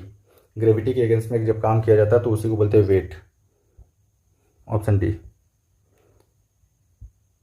When two equal forces are applied against a body in the opposite direction, the total force used on the body. ये क्या हो रहा? When two equal forces are applied against a body on the opposite direction, एक object है, इसका ऊपर दो opposite direction में इक्वल फोर्स लग रहा, तो नेट फोर्स क्या हो जाएगा? नेट फोर्स हो जाएगा जीरो। Net force zero. जब दोनों तरफ से लगने वाला फोर्स बराबर है और दोनों तरफ को लगने वाला डायरेक्शन है अपोजिट है, तो नेट फोर्स हो जाएगा इस ऑब्जेक्ट के ऊपर zero. An object moves eight a constant speed when know acting on it. जब कोई भी ऑब्जेक्ट एक कांस्टेंट स्पीड से मूव कर रहा है, जब कोई भी ऑब्जेक्ट एक कांस्टेंट स्पीड से मूव कर रहा, तो उसमें फोर्स का जरूरत नहीं होता। फोर्स का जरूरत तो तब पड़ता है जब किसी ऑब्जेक्ट का स्पीड को बढ़ा रहे हैं या घटा रहे हैं, तब फोर्स का जरूरत पड़ता है। ठीक है। When a constant force acts on an object with a mass of 8 kg for a period of 3 seconds, it increases the velocity of the object from 4 meter per second to 6 meter per second. What is the gravity of force? मतलब actually force का ये पूछना चाह रहा, magnitude पूछना चाह रहा। Force क्या होगा? F equals to m final velocity minus initial velocity by time. आप फॉर्मूला में रखोगे, आंसर आ जाएगा 8 इंटू फाइनल वेलोसिटी 6 माइनस 4, ये टाइम है 3, तो यहाँ से आ जाएगा 8 इंटू 2 डिवाइडेड बाई 3, 8 दूनी का 16/3, तो ये कितना होगा? 5 से 5 बाई 3, तो हो गया 3 से कटेगा 5.33 हो जाएगा इसका राइट आंसर। अगला question, an object with a mass of 100 kg is accelerated uniformly with a velocity of 5 metre पर सेकेंड टू 17 मीटर पर second in 6 second. Magnitude of force, same वही प्रॉब्लम है, इसको बनाने का भी जरूरत नहीं है। आपसे फोर्स पूछा है, फोर्स का एक ही यूनिट दिया हुआ न्यूटन, ये मीटर पर सेकंड स्क्वायर है नहीं, मीटर पर सेकंड ये स्पीड का है, पास्कल प्रेशर का है, तो एक ही हो जाएगा। आप बनाकर एक बार देख लो। मास हो गया 100, फाइनल वेलोसिटी 17 माइनस इनिशियल 5 था, लगने वाला टाइम 6 था, 17 में से 5 गया 12 को 6 से डिवाइड करेंगे 2, तो हो गया 200 न्यूटन। इसका राइट आंसर हो जाएगा ऑप्शन बी। अगला question, what is the product of mass and velocity? Mass और वेलोसिटी का प्रोडक्ट को हम लोग बोलते हैं momentum. Option B is right. Option B is right. अगला question, which of the following equations calculates momentum? Momentum equals to mass into velocity. Option B is right. The product of mass and velocity is called momentum. Option B. Momentum equals to mass into velocity. Option B. एक ही तरह का question अलग अलग shift में अलग अलग तरीका से रिप्रेजेंट करने का कोशिश किया गया है। The product of mass and velocity, mass और वेलोसिटी का प्रोडक्ट को क्या बोलते हैं? Momentum. Linear momentum, again same question, mass into velocity. Option B. यहाँ से है numerical, the mass of an object is 85 kg and the velocity is 60 metre पर सेकेंड। सिंपल मल्टीप्लाई है, P इक्वल्स टू क्या होता है? M v. Momentum equals to mass into velocity. Mass दिया हुआ 85, वेलोसिटी दिया हुआ है 60, ये हो जाएगा 85 दूनी 70 7 51 510। अब एक जीरो छोड़ा हुआ है तो 110, तो ये हो जाएगा 51 kg मीटर पर सेकेंड स्क्वायर। 85 दूनी का 170, 170 दिया का 510। What will be the momentum of an object of mass m/2 and whose velocity is 2v? यहाँ से क्या होगा? P इक्वल्स टू एम भी, m इंटू भी। m का वैल्यू दिया हुआ m/2, वेलोसिटी दिया हुआ 2v। इस दो से ये दो कैंसिल हो जाएगा, P इक्वल्स टू आ जाएगा अगेन एम भी। मतलब मोमेंटम में किसी भी तरह का कोई चेंज नहीं हो रहा। Option B is the right answer. अगला question, an object of mass 80 kg, velocity दिया हुआ है 60, मोमेंटम कितना होगा? दोनों का प्रोडक्ट होगा, दोनों का प्रोडक्ट होगा। 8 छके 48, 2 जीरो, 1 जीरो यहाँ, 1 जीरो यहाँ, 4800 kg मीटर पर second. Option B is right answer. अगला question, an object of mass 50 kg is moving at a fix velocity of 6 metre पर सेकेंड। Calculate momentum. 6 × 5 = 30, 300 होगा, 300 kg मीटर पर second. यहाँ confuse करने के लिए ये सब दिया हुआ है। अगला क्वेश्चन स्टेटमेंट वाइज है, स्टेटमेंट वाला क्वेश्चन इंपॉर्टेंट हो जाता है। The momentum of a moving body depend on the some factor, which of the following statement is most appropriate. Momentum के रिगार्डिंग कौन कौन सा फैक्टर काम करता है? तो P equals to m into भी, मास और वेलोसिटी का product. Momentum of a moving object depends on mass, only mass नहीं होगा, मास एंड वेलोसिटी दोनों होगा। Momentum of an moving object depend on mass and velocity, हाँ ये मास और वेलोसिटी के ऊपर डिपेंड करता है, तो ऑप्शन बी इज राइट हो जाएगा। अगला देख लेते हैं, momentum of a moving object depend on volume, गलत बात। Momentum moving body depend on velocity, only velocity नहीं, वेलोसिटी एंड मास होता तभी, ये भी सही हो जाता। ऑप्शन बी इसका राइट है। If the velocity is double then, ये जो भी पूछा गया है मोमेंटम और काइनेटिक एनर्जी के रिस्पेक्ट में बोला गया है। बोला वेलोसिटी डबल हो गया, मतलब वेलोसिटी पहले भी था तो अब हो गया 2v हो गया है, ठीक है। तो मोमेंटम क्या होगा, p इक्वल्स टू एम भी, मास तो फिक्स है, वेलोसिटी कितना हो जाएगा 2v, तो मोमेंटम आ जाएगा 2mv, 2mv, मोमेंटम डबल हो जाएगा। काइनेटिक एनर्जी का फॉर्मूला क्या है, kinetic energy equals to half mv², half mv²। अगर वेलोसिटी को डबल करते हैं तो काइनेटिक एनर्जी कितना हो जाएगा, 4 टाइम हो जाएगा, 4 टाइम हो जाएगा। काइनेटिक एनर्जी क्या होता है, kinetic energy is directly proportional to velocity का स्क्वायर, तो 4 टाइम हो जाएगा। ऑप्शन में देख लेते हैं किसमें है, मोमेंटम डबल होना चाहिए, यहाँ 3 दिया हुआ है, यहाँ 4 दिया हुआ, मोमेंटम डबल है यहाँ पर, काइनेटिक एनर्जी 4 टाइम है, तो option C is right, option C इसका राइट आंसर है। What will be the momentum of a body of mass 50 kg, speed दिया हुआ है इतना, तो यहाँ कितना हो जाएगा 1000 kg मीटर पर सेकेंड, ऑप्शन इसका हो जाएगा D right.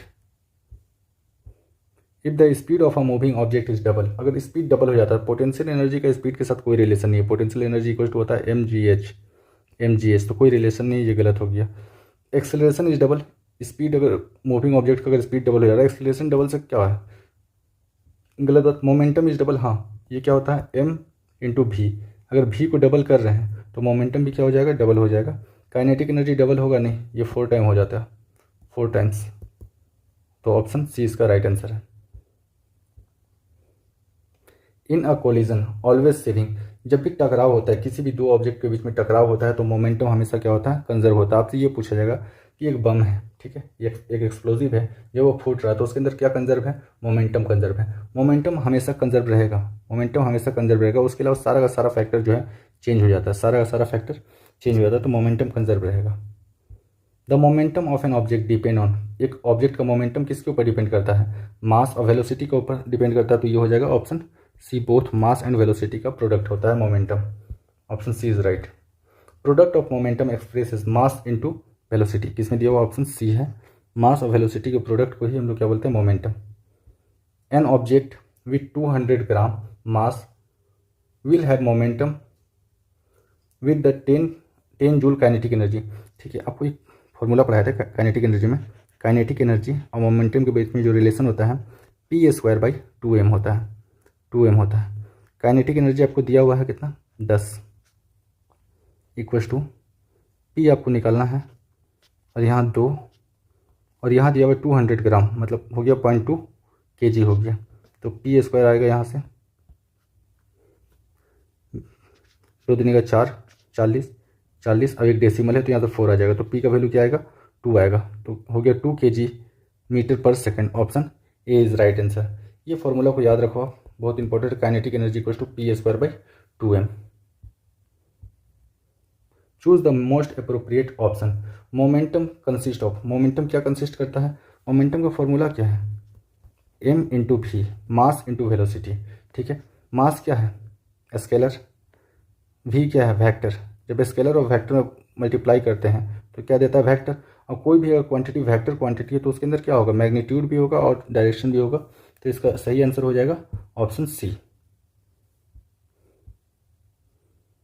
If momentum p and velocity v are given then the formula used to find the mass p equals to mv, m into v, m equals to हो जाएगा p by v, तो ये हो गया option B is right, p by v इसका होगा option B.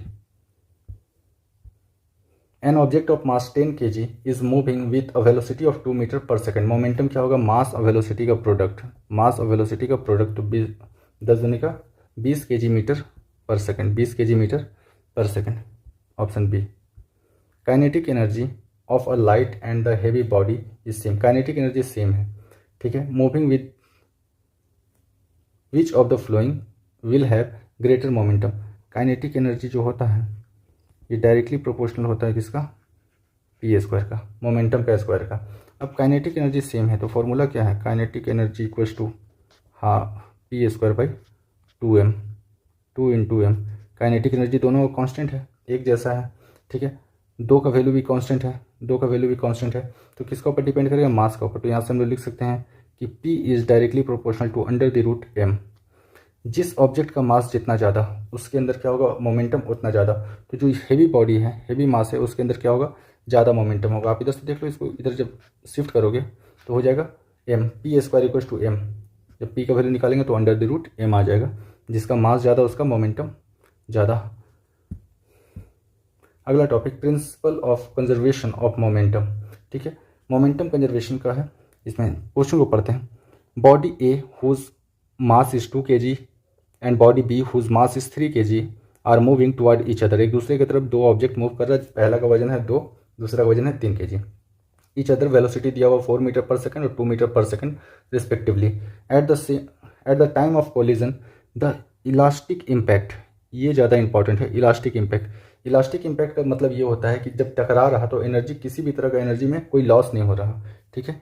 Energy जब दो ऑब्जेक्ट टकरा रहा और ये इलास्टिक कोलिजन है तो टकराने के बाद दोनों ऑब्जेक्ट को क्या होगा, एनर्जी लॉस नहीं होगा, ठीक है।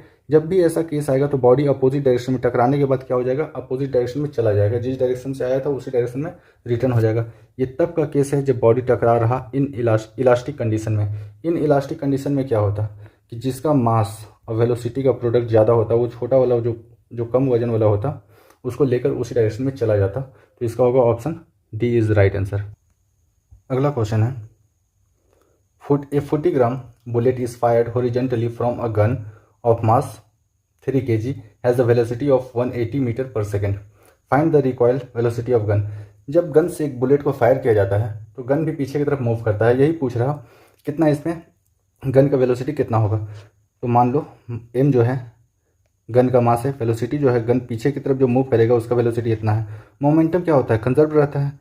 तो मान लो यहाँ पर जो स्मॉल m है ये गोली का जो है वजन है और वेलोसिटी जो है गोली का है। आपसे पूछा गया है गन का वेलोसिटी पूछा गया है, अब वो गन का मास दिया हुआ है 3 kg, वेलोसिटी निकालना है,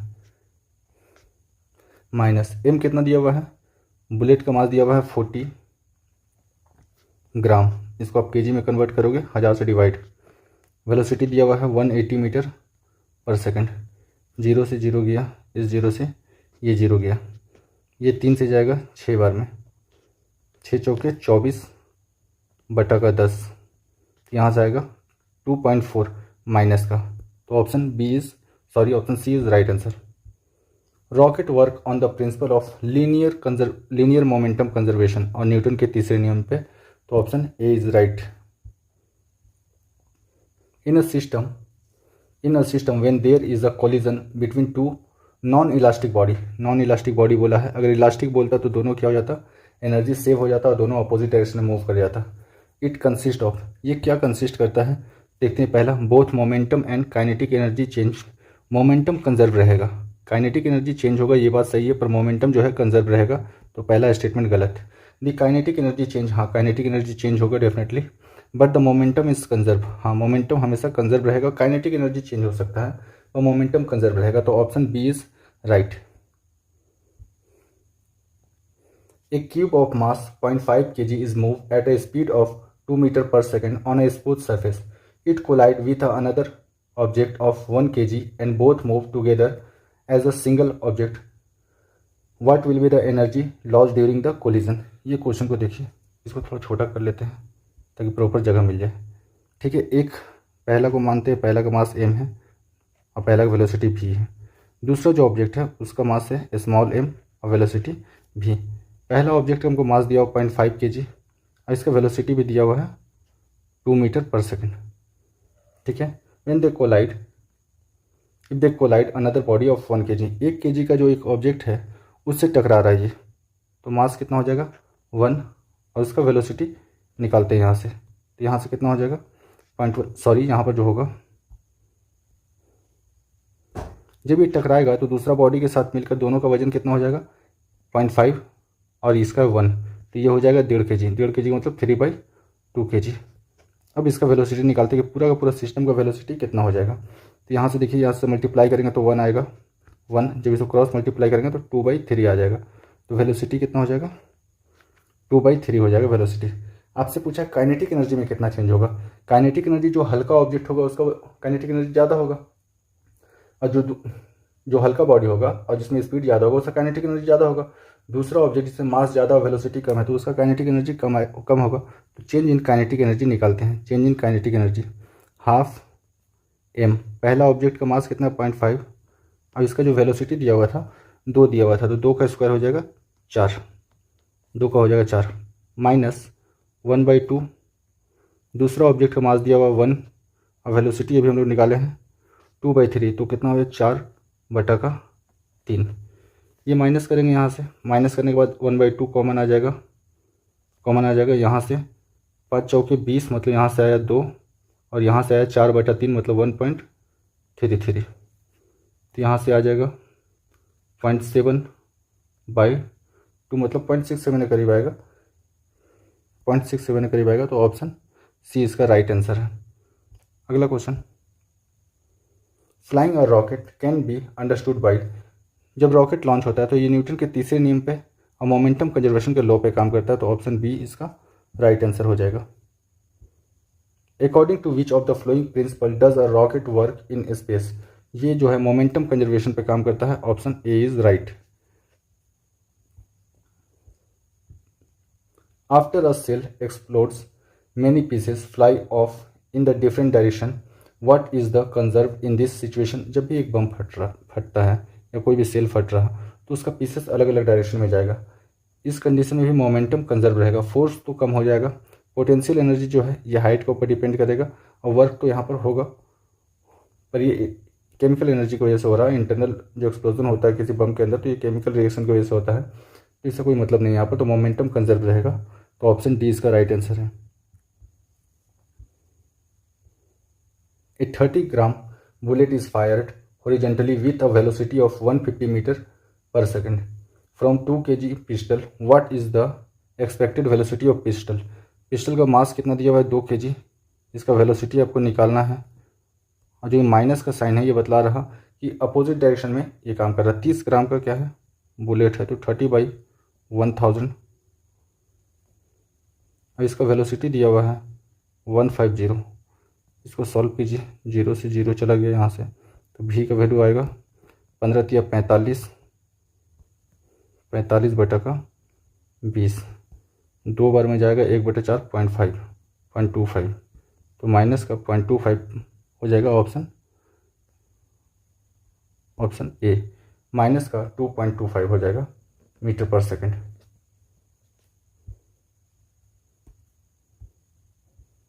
अगला question, A gun of mass 5 kg fired a bullet of mass 0.01 kg. If the initial velocity of bullet is 250 meter per second, find the recoil velocity of gun. Gun किस speed से पीछे की तरफ move करे। Gun का वजन दिया हुआ 5, आपको इसका वेलोसिटी निकालना है। माइनस का साइन दिखला रहा है, बस पीछे की तरफ जा रहा, ठीक है। तो बुलेट का जो मास दिया हुआ आपको 0.01 kg और इसका स्पीड दिया हुआ है 250।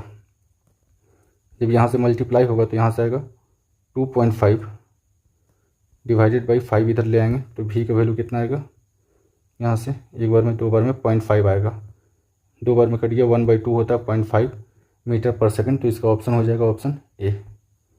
ऑप्शन ए इसका राइट आंसर है। Next question, a 20 gram bullet is fired horizontally at a velocity of 150 metre पर second with a 3 kg pistol. What is the resistive velocity of pistol. क्या हो जाएगा, पिस्टल का वजन लिखते हैं यहाँ पर 3 kg, इसका वेलोसिटी निकालना है। बुलेट का हो जाएगा 20 ग्राम है, इसको kg में कन्वर्ट कर देंगे 1000 से डिवाइड करके। इसका वेलोसिटी दिया हुआ है 150, ये 0 से 2 0 कट गया, यहाँ 3 दिया हुआ, 3 से चला जाएगा 5 बार में, तो 10/10, तो ये आ जाएगा -1 मीटर पर सेकंड। ऑप्शन बी इसका राइट आंसर होगा।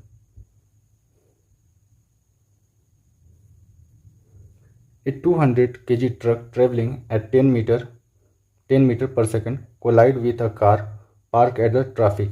After the collision, both move together at a speed of 8 meter per second. Mass of the mass of the car, एक 2m1 v1 equals to m2 v2, ठीक है। Truck का मास दिया हुआ आपको 2000, अब इसका वेलोसिटी दिया हुआ 10। जब ये कार पार्क है, मतलब रुका हुआ कार है, ठीक है, तो इसका जो होगा, ट्रक का जो वज़न आपको दिया हुआ है 2000, आपको निकालना है कार का। मान लो इसका m वज़न है, ठीक है। जब दोनों टकरा रहा तो दोनों का मास ऐड हो जाएगा और दोनों एक दूसरे जो है ये 8 मीटर पर सेकंड का स्पीड से चलना शुरू कर देगा। इसको सॉल्व कीजिए, 8 से जाएगा, 8 दूनी का 16, 8 पचे 40, 0, यहाँ से हो गया 2500, 2500, और इधर हो गया 2000 प्लस का m। जब m को उधर ले जाएंगे तो m का वैल्यू आएगा 500, m का वैल्यू आएगा 500 kg। तो ऑप्शन सी इसका राइट आंसर है, 500 kg। A bullet of mass 12 gram is fired from a rifle. The bullet takes 0.006 second to move together its barrel and leave it the velocity of 300 meter per second. What is the force exerted by the bullet by the rifle? आपको force निकालने बोला गया है इसमें। तो force की formula जो होता है F equals to m final velocity minus initial velocity by time. आप समझो जब बुलेट गन के अंदर में है तो उसके अंदर वेलोसिटी कितना है, कुछ नहीं, जीरो है। तो इनिशियल वेलोसिटी यहाँ क्या हो गया, 0 हो गया। आपको फाइनल वेलोसिटी बोल रहा जब ये बैरल को पार कर रहा तो कितना, 300 मीटर पर सेकंड के स्पीड से जा रहा। आपको वजन दिया हुआ है 12/1000 इंटू फाइनल वेलोसिटी आपको दिया हुआ है 300। इनिशियल वेलोसिटी क्या था, 0 था। टाइम जो ले रहा 0.006 सेकंड टाइम ले रहा। यहाँ से डेसिमल हटाएंगे, यहाँ पर आ जाएगा 1000। ये 1000 से ये 1000 चला गया, यहाँ पर 6 से जाएगा 50 बार में, 12 पचे 60, अब एक 0 ये यहाँ पर हो गया, कितना हो गया, 600 न्यूटन हो गया। Option D is right. अब देखते हैं डिस्टेंस एंड डिस्प्लेसमेंट से। Dash is a physical quantity amount that can never be negative. इसमें से कौन सा ऐसा है जो नेगेटिव नहीं हो सकता? एक्सेलरेशन नेगेटिव हो सकता है, हाँ हो सकता है, एक्सेलरेशन नेगेटिव हो सकता है, फोर्स भी नेगेटिव हो सकता है, वेलोसिटी भी नेगेटिव हो सकता है, पर डिस्टेंस को कभी भी हम लोग डिस्टेंस को नेगेटिव में रिप्रेजेंट नहीं करते हैं। डिस्टेंस जब भी बतलाते हैं 1 किलोमीटर, 2 किलोमीटर, 3 किलोमीटर, कभी भी ऐसा नहीं होता -5 किलोमीटर, -6 किलोमीटर, इस तरह कभी नहीं बोलते हैं। तो डिस्टेंस जो है हमेशा पॉजिटिव में होता है। Dash is use to describe the overall motion of an object and to find the final position in term of initial position at a given time। ये डिस्टेंस और डिस्प्लेसमेंट होगा। आप एक रेफरेंस पॉइंट लेते हैं, मान लो ये आपका रेफरेंस पॉइंट है, इस जगह से आप चलना शुरू करते हो, तो अब जहाँ तक चले ये क्या है, आप इसके रिस्पेक्ट में बतलाओगे कि यहाँ के रिस्पेक्ट में चले हैं 5 किलोमीटर चले हैं, ठीक है। अगर यहाँ से आप रिटर्न यहीं पर आ जा रहे हो दोबारा, तो आप बोलोगे स्टार्टिंग पॉइंट के रिस्पेक्ट में हम स्टार्टिंग पॉइंट में आ गए हैं, तो डिस्प्लेसमेंट कितना हो जाएगा, यहाँ पर 0 हो जाएगा। तो डिस्टेंस और डिस्प्लेसमेंट जो है ओवरऑल आपका पोजीशन को रिप्रेजेंट करता है। The product of velocity and time. Velocity और टाइम के प्रोडक्ट को क्या बोलते हैं? The product of velocity and time. Displacement जो होता है, वेलोसिटी इक्वल टू क्या होता है, डिस्प्लेसमेंट बाय टाइम। तो वेलोसिटी और टाइम का प्रोडक्ट क्या आ जाएगा, वेलोसिटी इंटू टाइम का प्रोडक्ट हो जाएगा डिस्प्लेसमेंट। अगर आपसे यही पूछता है स्पीड, डिस्टेंस और टाइम, स्पीड इक्वल्स टू क्या होता है, डिस्टेंस बाय टाइम होता है। तो डिस्टेंस क्या आ जाता, स्पीड और टाइम का प्रोडक्ट, और ये क्या है, डिस्प्लेसमेंट, वेलोसिटी और टाइम का प्रोडक्ट। ये ध्यान रखने का है। If the distance travel bye N object is 0, what is the displacement of the object. Displacement भी क्या होगा, डिस्प्लेसमेंट भी 0 हो जाएगा। अगर कोई ऑब्जेक्ट किसी पॉइंट के रिस्पेक्ट में कहीं चलता ही नहीं, इसी पॉइंट पे है और इसी पॉइंट पे खड़ा है, तो डिस्प्लेसमेंट भी क्या हो जाएगा, डिस्प्लेसमेंट हो जाएगा 0। डिस्प्लेसमेंट नेगेटिव, पॉजिटिव और 0 कुछ भी हो सकता है, बट जो डिस्टेंस है ये हमेशा पॉजिटिव और 0 होगा, इसके अलावा कुछ नहीं हो सकता। An object is thrown upward, it reaches the highest point of 100 metre and then return to the thrown. आप समझो कि एक ज़मीन है, यहाँ से आप एक बॉल को ऊपर की तरफ थ्रो करते हो, ये 100 मीटर चलता है और फिर स्टार्टिंग पॉइंट पे ही आ जाता है, यहीं पर आ जाता है। तो ये जब आपसे पूछा जाएगा कितना डिस्टेंस चला है, तो 100 मीटर ऊपर गया, फिर 100 मीटर नीचे आया, तो टोटल डिस्टेंस जो होता है वो टोटल पाथ का लेंथ होता है, तो हो गया 200 मीटर हो गया डिस्टेंस। ये हो गया डिस्टेंस। अगर आपसे डिस्प्लेसमेंट पूछा जाएगा तो डिस्प्लेसमेंट के डेफिनेशन में ही क्या है कि स्टार्टिंग पॉइंट से दूरी कितना है। ये यहीं से चलना शुरू किया था, ये स्टोन ऊपर की तरफ गया, ऊपर की तरफ गया, फिर ऊपर से नीचे की तरफ आ गया, तो टोटल अपना स्टार्टिंग पॉइंट से कितना डिस्टेंस ट्रेवल किया है, कुछ नहीं, 0। तो डिस्प्लेसमेंट क्या हुआ, 0। तो देख लेते हैं, the actual displacement of an object is 50 metre, गलत बात है, 0 होगा। The total distance travel by the object is 0 ना, 200 मीटर चला है। अगर डिस्टेंस पूछा जाए तो 200 मीटर चला है। The actual displacement of an object is 100 metre, displacement जिस पॉइंट से चला उसी पॉइंट पे आ गया तो डिस्प्लेसमेंट होगा 0। The actual displacement of an object is 0, distance पूछता तो 200 मीटर हो जाता। अगला question, when the position of an object is continuously changed with time relative to an observer, एक ऑब्जर्वर है उसके रिस्पेक्ट में किसी भी ऑब्जेक्ट का पोजीशन बार बार चेंज हो रहा, तो इसे क्या बोलेंगे, it is said to be zero velocity, नहीं वो चेंज हो रहा, वो चल रहा, जीरो वेलोसिटी नहीं होगा। It is said to be a dynamic condition, हाँ डायनेमिक कंडीशन, एक बंदा यहाँ पर खड़ा होकर ऑब्जर्व कर रहा कि कोई ऑब्जेक्ट मूव कर रहा, कोई ऑब्जेक्ट मूव कर रहा, तो डायनेमिक का मतलब क्या है, मूव, एक होता है डायनेमिक, दूसरा होता है स्टैटिक। डायनेमिक का मतलब जो सामने का जो ऑब्जेक्ट है वो मूव कर रहा, तो ये सही है। आगे देख लेते हैं, it is said to be covered the same distance, हाँ सम डिस्टेंस डेफिनेटली कवर तो करेगा, पर इसको साइंटिफिकली टर्म में तो रिप्रेजेंट नहीं किया गया। The position of an object continuously change with time, ठीक है, पोजीशन तो इसी को तो बोलते हैं distance, displacement by time, by time, इसको बोलते हैं वेलोसिटी, वेलोसिटी, वेलोसिटी, और स्पीड बोलते हैं डिस्टेंस बाई टाइम, ये होता है स्पीड होता है। तो कोई ऑब्जेक्ट मूव कर रहा है टाइम के साथ, तो वो क्या होगा, या तो वेलोसिटी होगा या क्या होगा, स्पीड होगा। तो कवर सम डिस्टेंस, डिस्टेंस तो कवर करेगा, पर ये कुछ साइंटिफिकली कुछ सही नहीं लग रहा। It is said to be in the state of rest, state of rest में नहीं है, स्टेट ऑफ मोशन में है। अगला क्वेश्चन स्पीड एंड वेलोसिटी से, a driver drives his car at a speed of, at a constant speed of and cover the distance of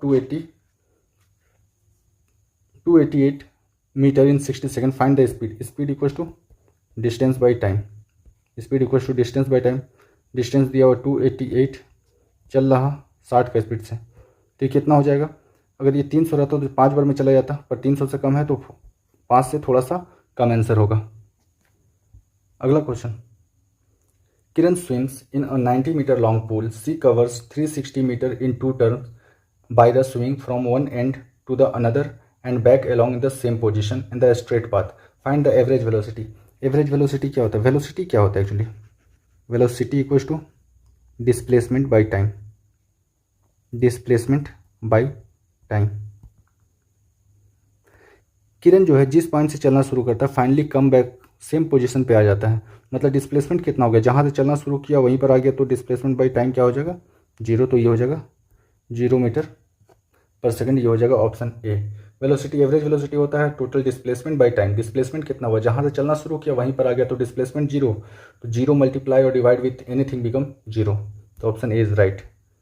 acceleration of an object is the change in its dash per unit, acceleration क्या होता है, acceleration होता है change in velocity, acceleration होता है change in velocity with respect to time, change in time, ठीक है, तो एक्सेलरेशन क्या हो गया, change in velocity per unit time, time के रिस्पेक्ट में, तो ऑप्शन ए इज राइट। अगला है, what is the rate of change of position of an object with respect to frame of reference which is the function of time called, इसको क्या बोलेंगे, which is a function of time is called, इसको क्या बोलते हैं, तो ये देखते हैं, ये हो जाएगा वेलोसिटी। ये आपको बोला क्या है, फ्रेम के रेफरेंस में, रिस्पेक्ट ऑफ फ्रेम रेफरेंस में बोला है। चेंज इन पोजीशन, जब किसी भी ऑब्जेक्ट अपना पोजीशन को चेंज करता है with respect to frame of reference के, तो इसी को बोलते हैं वेलोसिटी। वेलोसिटी होता है डिस्प्लेसमेंट बाय टाइम, तो ऑब्जेक्ट को डिस्प्लेस किया, एक सर्टेन डिस्टेंस किया एक रिस्पेक्ट में, क्या फ्रेम के रेफरेंस में, तो ये टाइम के रेफरेंस में लिया, इसको क्या बोलते हैं, वेलोसिटी बोलते हैं, option C is right. A graph showing the velocity of an object over time, आपको बोला है वेलोसिटी और टाइम का ग्राफ, वेलोसिटी और टाइम का ग्राफ बोला है, जिसके बारे में पहले बोला जाएगा उसको वाई एक्सिस पर लिखना है, तो ये हो जाएगा वेलोसिटी और ये हो जाएगा time, velocity time graph. Velocity time graph से हमको जो मिलता है ये हमको मिलेगा। वेलोसिटी टाइम ग्राफ जो है आपको बोला रिप्रेजेंट करने के लिए एक graph showing the velocity of an object over time. तो ये ग्राफ इस तरह का कुछ होगा। एक्चुअली यहाँ पर ग्राफ दिया नहीं है, ये ग्राफ ये वाला होगा ग्राफ। पहले वाई एक्सिस को पढ़ते हैं फिर एक्स एक्सिस को पढ़ते हैं, तो वेलोसिटी टाइम ग्राफ ऐसा बनता है। The average speed and the average velocity included indicate the speed of an object. ये किसको इंडिकेट करता है? तो ये duration of the given interval, duration the given interval को आप स्पीड को भी लिखोगे तो स्पीड इक्वल हो जाएगा डिस्टेंस बाई टाइम। आप वेलोसिटी को भी लिखोगे तो ये हो जाएगा डिस्प्लेसमेंट बाई टाइम हो जाएगा, तो ड्यूरेशन का इंटरवल को ये रिप्रेजेंट कर रहा, ड्यूरेशन का इंटरवल में, क्योंकि दोनों में एक में तो डिस्टेंस ट्रेवल हो रहा है, दूसरा में डिस्प्लेसमेंट ट्रेवल हो रहा, पर एक टाइम के रिस्पेक्ट में चेंज हो रहा, तो duration time interval, duration the given interval of time. The speed of a bus on a crowded road is an example. जब रोड पर किसी क्राउडेड रोड पर कोई बस चलेगा या कोई भी गाड़ी चलेगा तो वो जाहिर सी बात है कभी उसका स्पीड बढ़ेगा, खाली रास्ता होगा, तो कभी रास्ते में भीड़ हो गया तो अपना स्पीड को कम करेगा, तो इसको बोलते हैं नॉन यूनिफॉर्म मोशन। तो यूनिफॉर्म तो होगा नहीं, लीनियर होगा जरूरी नहीं है, ठीक है, सर्कुलर है ये भी जरूरी नहीं है, अनइवन होगा। वो अपना स्पीड को कभी 20 करेगा, कभी 40 करेगा, कभी 50 करेगा, कभी वो 0 कर देगा अपना स्पीड को, तो ये हो जाएगा अनइवन, जिसको बोलेंगे नॉन यूनिफॉर्म स्पीड भी हम लोग बोल सकते हैं इसको। अगला है the correct relation of speed distance and time. Speed equal to क्या होता है? Distance by time, distance by time तो हो जाएगा speed equal to distance by time, option B is right. अगला है the instantaneous velocity and the average velocity are equal when. Instantaneous velocity और average velocity कब बराबर होगा इसके बारे में पूछ रहा, तो देखते हैं। हैज़ यूनिफॉर्म एक्सेलरेशन ना, मूविंग इन अ सर्कल ये जरूरी नहीं है ना, हैज़ वेरिएबल एक्सेलरेशन ये भी जरूरी नहीं है, हैज़ जीरो एक्सेलरेशन, हाँ जब उसके अंदर किसी भी तरह का मतलब क्या बोलते हैं एक्सेलरेशन नहीं हो रहा। इंस्टेंटेनियस वेलोसिटी जो है ये अगर 20 मीटर पर सेकंड है, अचानक से कोई गाड़ी 20 मीटर पर सेकंड का स्पीड से चलने लगा, ठीक है, अगर गाड़ी है जो लगातार 20 मीटर पर सेकंड का स्पीड से ही चल रहा तो क्या स्पीड में किसी भी तरह का चेंज आ रहा? नहीं आ रहा, तो नहीं आ रहा तो यही होगा जीरो एक्सेलरेशन। नेक्स्ट है the rate of change of displacement is called. Rate of change of displacement को क्या बोलते हैं? Velocity. Velocity equal to displacement by time, तो ऑप्शन डी इसका राइट आंसर हो जाएगा। 52 if an object cover an uneven distance in the same time interval then it is called.